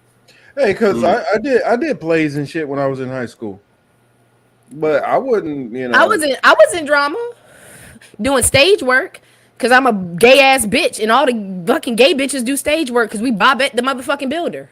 But I did, like, I was in the play and I was actually helping with like set design and stuff. So we helping build some of the shit too. See, there you go. See, now think back to the man that had the Beauty and the Beast role. That motherfucker make it to Hollywood. He definitely sucking dick. Get out of here. Yeah, now that you mention it, some of them other dudes, they wasn't down for the physical labor type shit. Mm-hmm.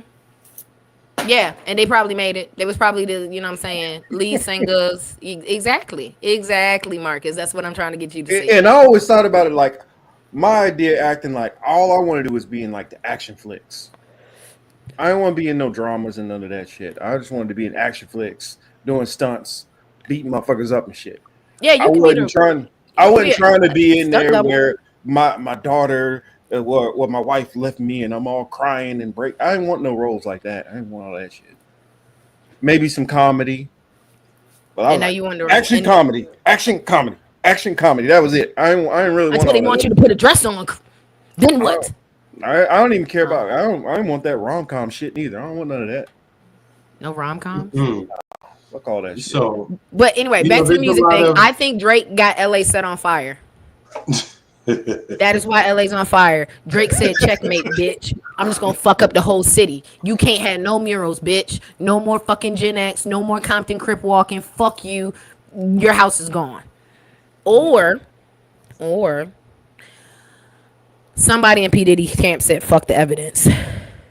And it might have just got a little out of control. I don't know. Just saying it. His whole mansion is gone. There's no evidence no more. The skeet is off the walls. You can't get it out of dust. So that's dead. So either somebody from Drake's camp set LA on fire because they was mad at fucking Kendrick and they just couldn't take Not Like Us getting streamed one more motherfucking time.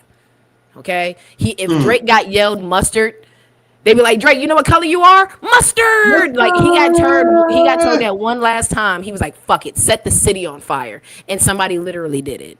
Or Diddy's camp. Or China has drones just high enough that they're causing a biological global warfare going on, and we just don't know it. And we're just, like, low-key dying because China's already invaded us, and we just sitting here looking at the rose-colored glass like the fucking Romans did back in the Roman Empire. Or For sure. maybe it could be the Hollywood people like, you know what, fuck them over there in Malibu. Because Malibu, a lot more than Malibu is like newer money. Like Hollywood, like when you live like in Beverly Hills, like that's old money. And so a lot of them be like, lean no. drinking whippersnappers is buying these properties too, though. No, I'm talking about like a lot of them ones like that up and coming who have money. A lot of them, they buy it out in Malibu. And so older money, like the Warner Brother type, generations, they living in Beverly Hills. So it could be kind of like, you know what? Fuck the new money over there. No, I'm just playing. I don't know. I don't know nothing. I don't know nothing. I'm just saying. I don't know. I've always said that it's a combination of a bunch of things. You got mismanagement on the citywide level and state level. You got money corruption going on. You got arsonists going on. You got carelessness and stupid people going on. I mean, you got a mix of a whole bunch of shit. And I think that's what contributes to it all. It's it's a perfect storm of nonsense everywhere we're at.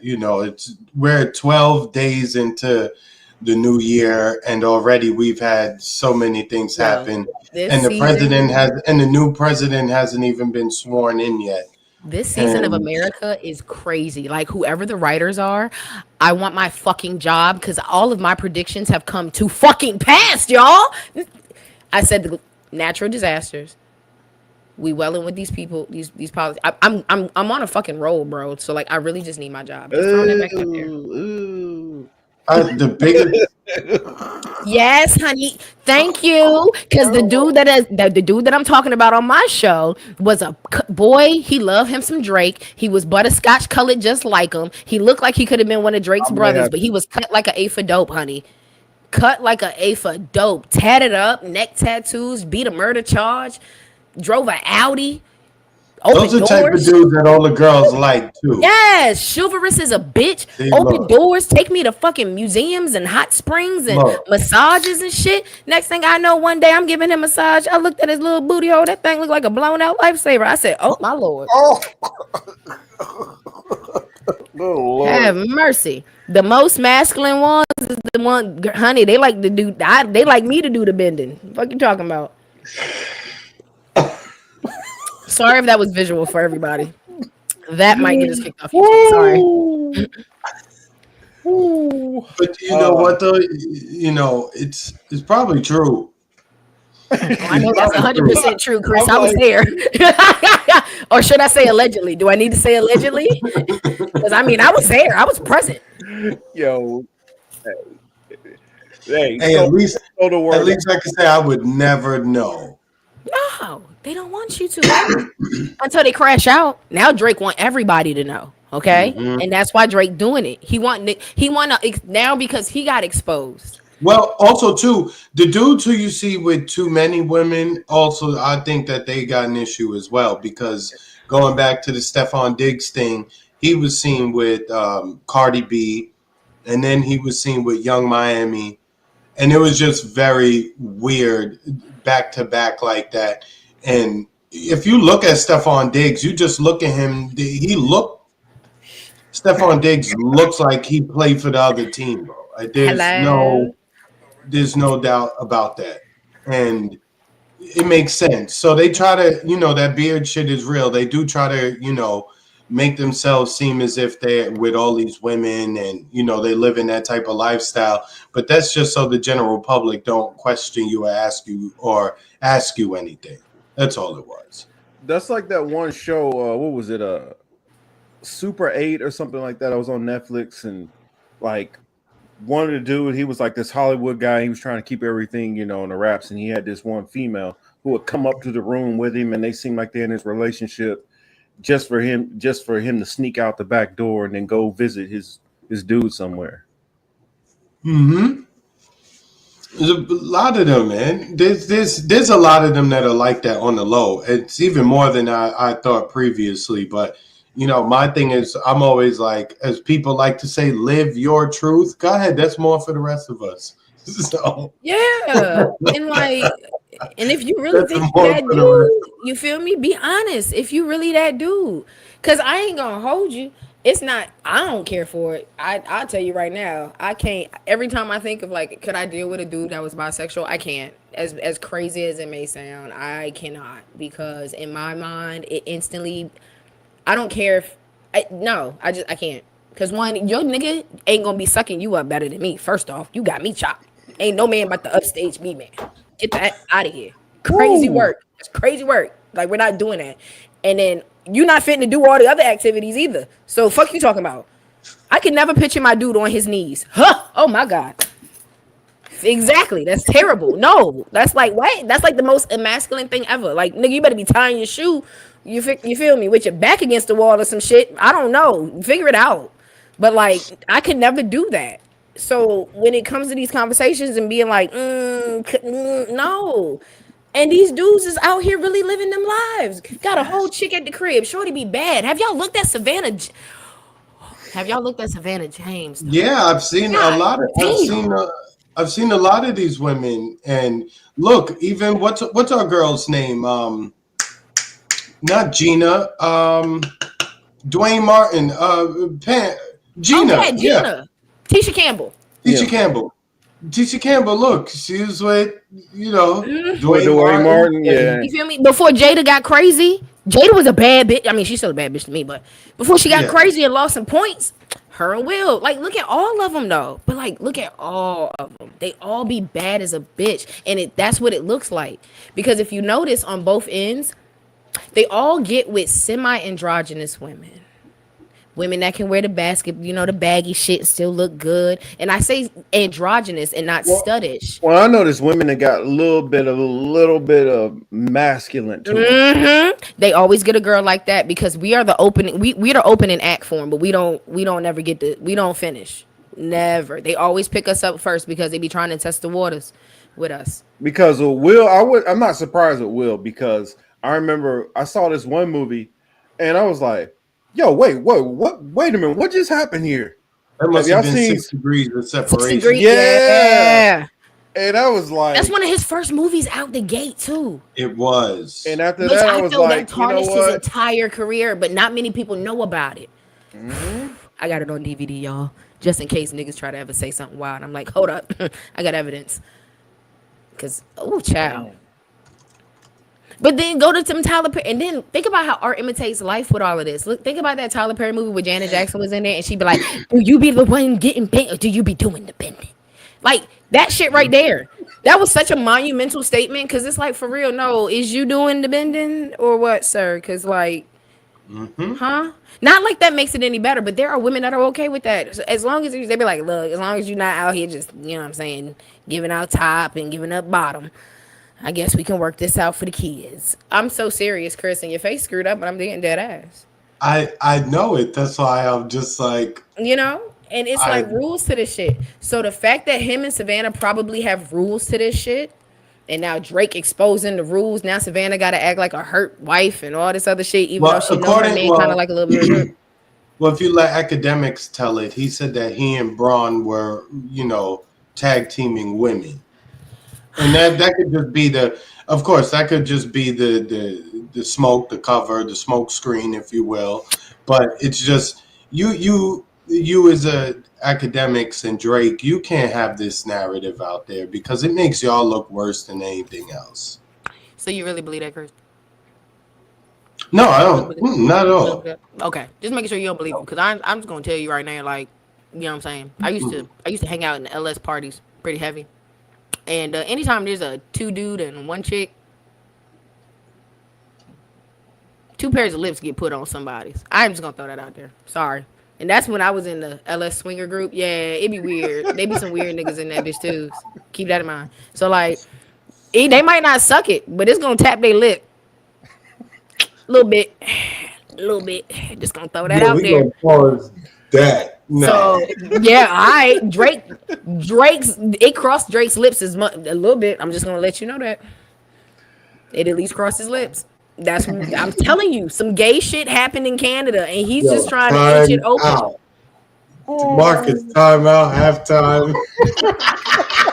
Y'all, flagrant flags. I don't even. Yo, that was technical. That was flagrant flags. Those are ejections. He's like flagrants. I gotta take a lap, Chris. I don't even know what to say about. I gotta take a lap, Chris. No, you good though. You look. As long as you're saying it, it's okay. Marcus and I should never be able to talk like that.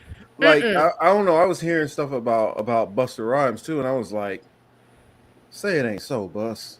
Busta Bus? Yeah, probably. I hate to say it. Like, I'm being honest. Like, I just want y'all to like start thinking just about artistic people are fluid. I'm sorry. Artistic people are creative. They're not all of them. I ain't saying all of them, bro. Chill. I can't draw a straight line with a ruler. There goes my artistic ability. There we go. I know Chris tried to be as far away from this as possible. I don't know. He's like, I don't even own crayons. I don't know if you remember my old background to the show. I painted that. I spray painted that by hand.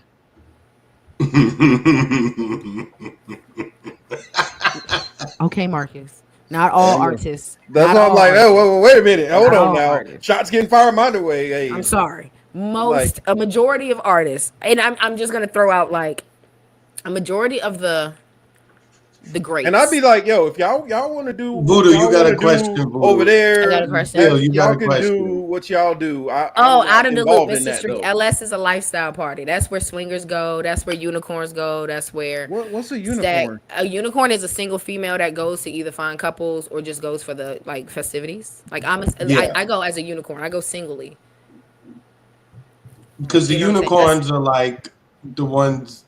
It's a unicorn. It's gonna catch your eyes. Go catch your attention. Yeah. Right. You know what I'm saying? I would be considered a vixen because I carry myself very sensually there. So I'll wear like bodysuits and stuff like that. Like I'm very, you know what I'm saying? And then there's stags, which are dudes that are like cut like an eighth of dope and they super straight and they like to come in there.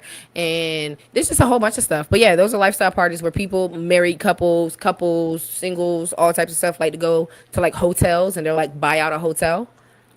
And like we'll just run around the hotel butt ass naked from like midnight till 4 o'clock in the morning, doing drugs, BDSM, smoking weed, whips and chains, opening up different hotel rooms and fucking and sucking in different rooms and stuff and wild shit. I swear it's almost like I'm a Quaker or something. Like I don't even be knowing some of this. This some underground shit. This is the type of shit you find on the dark web and shit. No, I'm playing. It's not the dark web, but kinda. I don't even know this shit exists. Oh, did y'all know anything about here? Since I saw this pop up a couple of times, a whole hotel, y'all. I only know a little bit about it.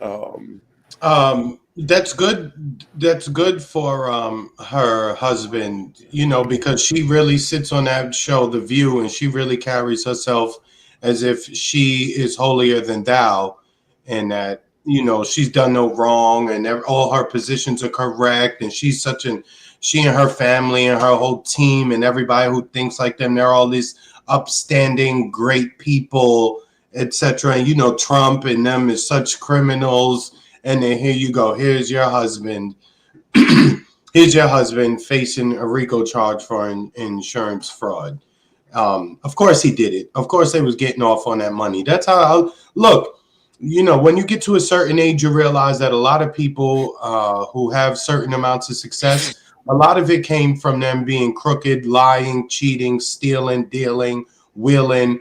Very few people have come up on the merits of their hard work and their talent and their skill. A lot of time, a lot of fuck shit goes on behind the scenes that you would never know about until it gets exposed one way or the other. So we see it with everything. Bill Gates, we were told for mad years, oh, he started Microsoft in his garage. Then you get older and realize that mommy brought in all the IBM technicians to help him get Microsoft off the wall. I just use that one example, but there's many of them just like that. A lot of these people don't deserve the recognition and praise that they receive. So Sunny Hostin gets on The View. She talks how she talks. She carries herself as if she's better than everybody. And lo and behold, your husband's a crook, and you probably knew what time it was too. So good for you guys. I hope you go through it. I hope you lose a bunch of shit behind that too. That's my 2 cents. So if he get charges, how is that really gonna make her look? Like, for real? And I watched them tiptoe around it, and I asked her about it. Unless she'll probably withdraw from the show 9 times out of 10. I hate to say that. Oh, and speaking of shows, that white lady lying on that black boy that committed suicide, Twitch. Talking about he was addicted to drugs and stuff. Now he done brought his mama out. Now his mama gotta say, no, my baby wasn't addicted to drugs. XYZ, blase. That shit crazy as hell. That shit is crazy as hell. Many people just got it's been a while. 12 days, y'all said? This been a while. Yeah, 12 days. Been a while, 12 days. Wow, 12 days, bro. Look, this time next week, we probably won't have TikTok, and then next Monday we'll have the inauguration. Yes, Peace Dove, Ellen the fucking generous. Her dude.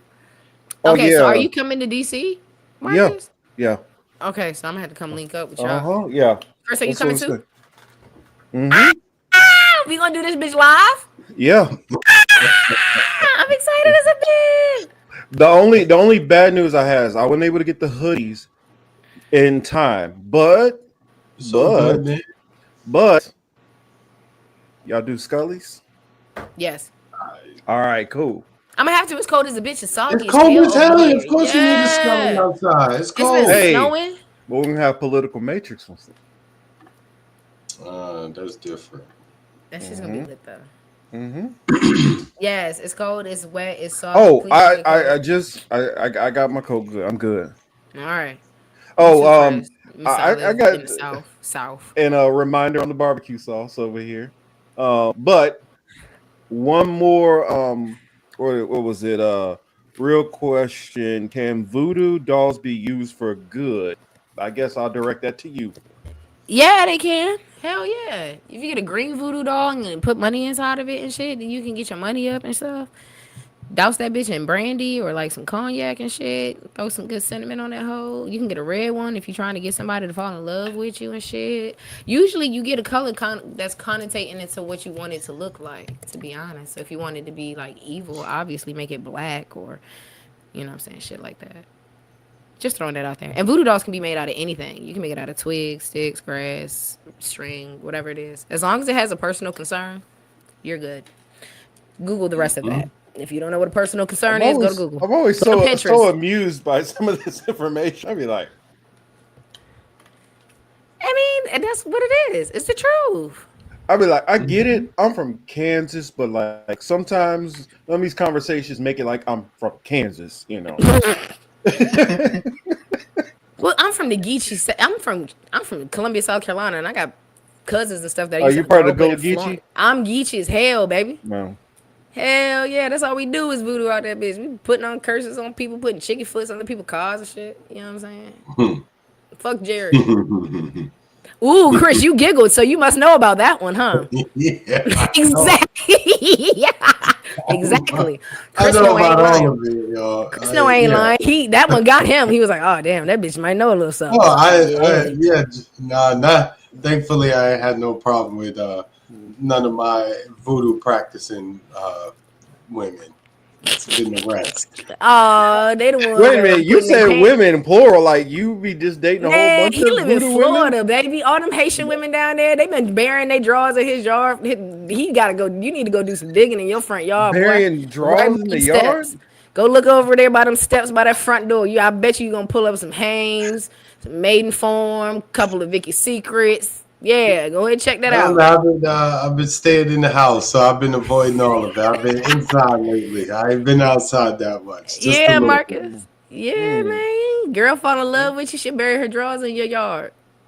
Just They'll do a saying. bunch of shit. They do a bunch of wild shit. Wow. Yeah, they will. At least I hope ain't nobody even been doing no spells on me. Shit. Who knows? You never know. You wouldn't know. I probably would not know. Yeah, because she did a good one. You happy. Her shit worked in the favor for you too. You happy. You good. You straight. She did a good job. They be them bitches that's doing shit against somebody that don't need to be with them when they be miserable and shit. Yeah, that's Correct. that bad juju right there. Mm-hmm. Like people have always said this to me. It's like, how are you so good at picking up what's going on with this and that and all these other people, but when it come to you, you be blind as hell. You don't see shit that's going on. Mm-mm. Well, that means you're not full of yourself in that to that extent. So that's a good thing.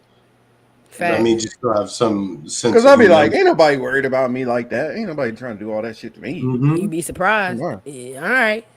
Keep seeing the same bitch at Well, Walmart. well, Emmanuel, you funny. Don't worry about the spaghetti, big dog. Shit. Bitches is smarter than spaghetti. If you really good, if a shorty really good, she'll still make you Alfredo. You'll never know. Keep it up. It ain't always red sauce, baby. Keep that one up. Yeah, My mama don't eat told the me girl. about that. That's why I Yeah. used to be the She was chef. like, and don't ever. That's why I'm the chef. I cook. My cousin Mikey, he'd always like whenever he cut his hair, if he cut it at a woman's house, he'd always take his hair outside and burn it. And burn it, yeah, or take it with him. You goddamn right. Don't leave that shit. I had a nigga actually. I remember one day I had a dude cut his nails at my house, and I looked at him. I said, "Bro, you better take that with you." The hell, don't do that. Don't leave no shit like that. No, that's crazy as hell. I got an altar on my fireplace. Stop playing with me. Y'all are wild, man. But anyway, Marcus, I think thank you. See, look, I got look. Yes, put that up there, Marcus. Put that up there. All right now. What you cooking? Chris handle things in the kitchen. Yeah, here's look. Chris, bake me some cookies and bring them when you come. You said cookies? Yeah, bring me some cookies. Bake me some cookies. I want some cookies, Chris. I do food. I mean, I could read the instructions. Fuck that. Bring me a plate. Keep that bitch cold. Freeze it. A plate? Make me a plate. I don't care what it is. Make me a plate, freeze it, and bring it to DC. Yeah. That we could do. That's not a problem. All right, I want that. I'll make a plate for you. We'll exchange. That worked. Hell yeah. Cause you out here got the groupies, man. You got groupies. Let me find out. That girl said that shit quick. I ain't seen her name in the chat at all. No, that's Marcus. That's Marcus. Yeah, that's Liz. Mm-hmm. That's your lady? Yeah. Put her up on the screen, cause my shit small on my iPad. That's the one that was like, yeah, Teal. Damn, Marcus, she might have put some voodoo on you. She pretty as hell. Yeah, no, she was here. She was at the crib with Marcus and I was cooking. That's how they know. Yeah, bring me a plate. I need that. Got you. Hey, it's really pretty, Marcus. I mean, other than that, I think we covered pretty much everything we wanted to get to and then some. Teal, of course, thank you for joining us. Your insight, your personality, your comments. It works with our madness that we got here. Thank you. And I didn't then even and get then this off. it's Liz that's the one who's always like, is Teal gonna be on there? I'll be like, I'll talk to her. I'll see. I don't know what her schedule will be like. I mean, I'll leave the So invitation my open. And niece, so she be having always be basketball. like, she loves when you're on the show. So my niecey poo be having basketball and we be practicing on Saturdays because I don't coach, but she's 6'1" and 15. Chris, that don't make no fucking sense. And I can ball her up. I'm still a point guard in life, so I be practicing with her until the wee hours of the night until she gets too tired and I'm done breaking her ankles. So that'd be where I be at on Saturdays. But I am so thankful that y'all like me to be on here. I'm glad that I can get my shit off because a lot of people don't be understanding where I be coming from sometimes. Not everybody have these type of conversations, and having these conversations with people that look like me. Bro, that's hard to fucking come by. That's It like is. asking It people if is. you ever did acid and you watch all the black people scatter like roaches. You okay? So like it's rough. Soon as you go like I think Drake burnt down LA because he's mad at Kendrick about the streams. Niggas be like, oh my God, that's some weird ass shit to think about. And I was like, oh, so you still think 9/11 wasn't an inside job? Cool. Yeah, more or less. So like it'd be good to be able to get my shit off on a good platform, you know what I'm saying, and be with like-minded people that can take my bluntness or my rawness that I tend to have so much. And not to mention, I don't find a lot of other stoic people or like stoic women particularly. So being able to see the comment section and see that there's women in this comment section that also understand or been exposed to this, it's fucking, I love it. I fucking love this show. It's funny you was bringing up the basketball story, and it kind of reminded me of something. My little brother, he be clowning me about it. He was clowning me about it when I was there because my mom and my aunt, they had a basketball team, and me and my cousin, we kind of like ran the practices and all the drills and everything. Come to find out, we had somebody who's now a celebrity who played on that team, and because I saw him on the plane, I was like, oh wait a minute, is that old boy from Empire? And then I was telling my brother about, oh yeah, I seen Andre from Empire. And he's like, bruh, you don't realize, you don't know who that is? That's Lil Dre. He used to play on the basketball team. And I'm like, I did not even know. I'm like ready to go up and go get an autograph. And this is somebody who I possibly used to coach back in the day. Oh, damn. Not you, famous coach. Now you gonna be in somebody's obituary talking about something. To my coach. Just I don't know. I didn't drop two celebrities that I loosely know. hell yeah. In the same show. Shit. Yeah, I was about to say you be name dropping that first one though.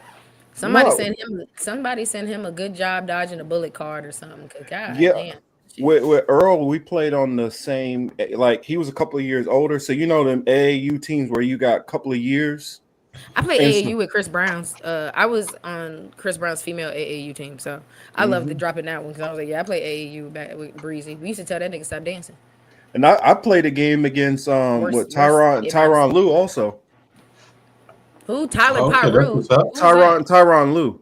Oh, I thought you said Tyler Pyru. I was about to say, what So, the gang banging so type of I've shit actually is that? played ball against two NBA coaches, two NBA head coaches. Now he out here. No shit. Now we about to talk about basketball. That don't mean that I can play no more though. No, not with your Yeti cup. You. I have turned into a for real dad bod. That's me now. Dad bod with the bad knees. No. Not bad knees, Marcus. Don't say that. Chris still out here balling boys up. I've had arthritis in my knees since I was 23. God damn. Yeah, that's what I'm saying. See, if anybody had a reason to shoot the CEO, it's you. Yeah.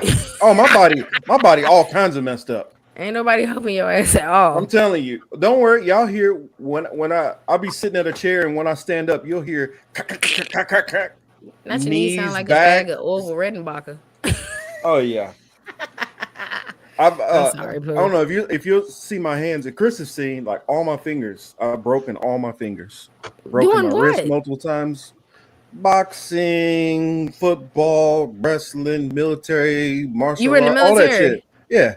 Was you a POW? Did they break your fingers? You can't talk about it. It's okay. Never mind. I'm sorry, Marcus. I didn't make you want to go back to that PTSD. I hope your Agent Orange didn't act up. I'm sorry about that. But they broke your fingers, didn't they? I'm Did you all tell right. them? Look, now we got to say, did you tell them? Hey, if they caught me, I'm telling shit. Yeah. Hey, them country, niggas bro. over there, they got this, they got that. You won't even believe it, man. And they about to ban TikTok. I know.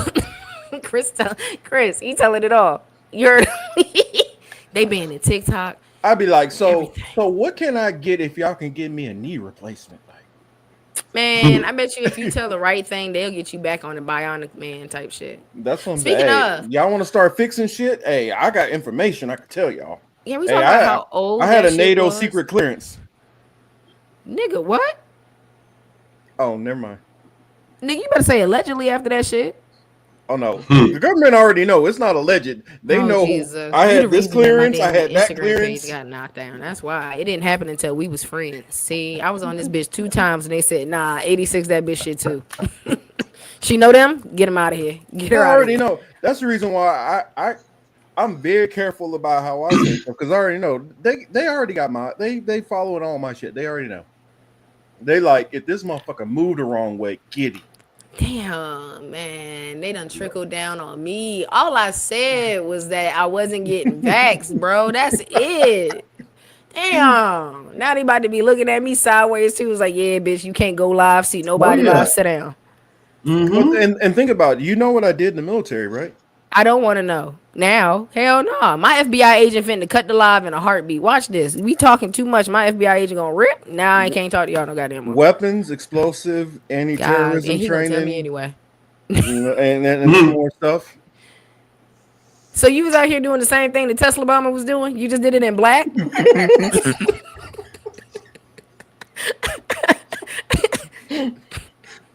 Okay. All right. Okay, I hear you. I hear you, Marcus. Okay. Yeah.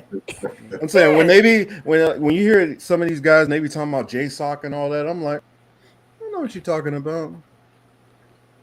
Don't get to agreeing with them, bruh. Like what? I'm just No. saying, I just know what people be talking about, and I know when some of them is talking some bullshit, and I know when some of them is got little CIA handlers whispering in their ears. That's all I'm saying. Yeah, I'm gonna come pick you up from DC. We gonna take a ride real quick.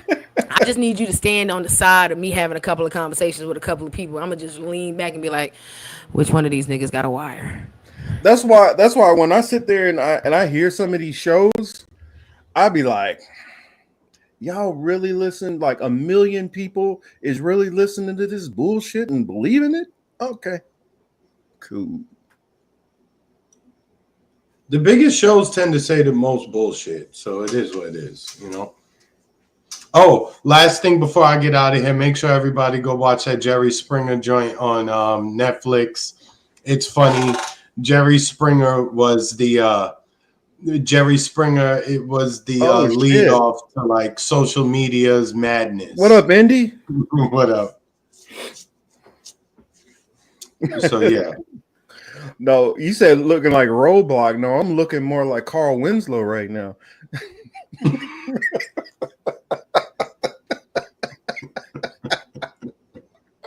Yo, man, we gotta get out of here, man. We already at 3.5, man. All right, but yeah, this was a good one. Always looking forward. The time is ticking down. We'll be on the ground in DC before we know it. Out there for the crazy ass inauguration. Hopefully, y'all got y'all questions ready. I'm like trying to figure out like a little quick set, like a handful of questions. I ain't gonna do no crazy pushback on them. I'm gonna just let them because hopefully we can catch a little bit of both sides. So I figure it's probably gonna be some counter protesters out there too. So I just want to get all the crazy, whether it's from the right, the left, middle, whatever. With that said, appreciation again for having you on, Till. And looking forward to whatever crazy ass shit we got coming because it's only been how many days? 2 weeks. We ain't even got a paycheck this year yet. Yeah.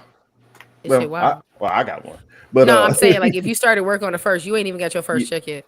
True. Crazy work. But and Much respect and appreciation to all y'all who swung by the show. So glad that y'all are here. Oh, he brought up my shit, Nakatomi Tower. I know where that building actually is, by the way, but never mind. What kind of CIA handwritten sentence is that, bro? Chill out. Chill out. No, I'm talking about the real one from the movie.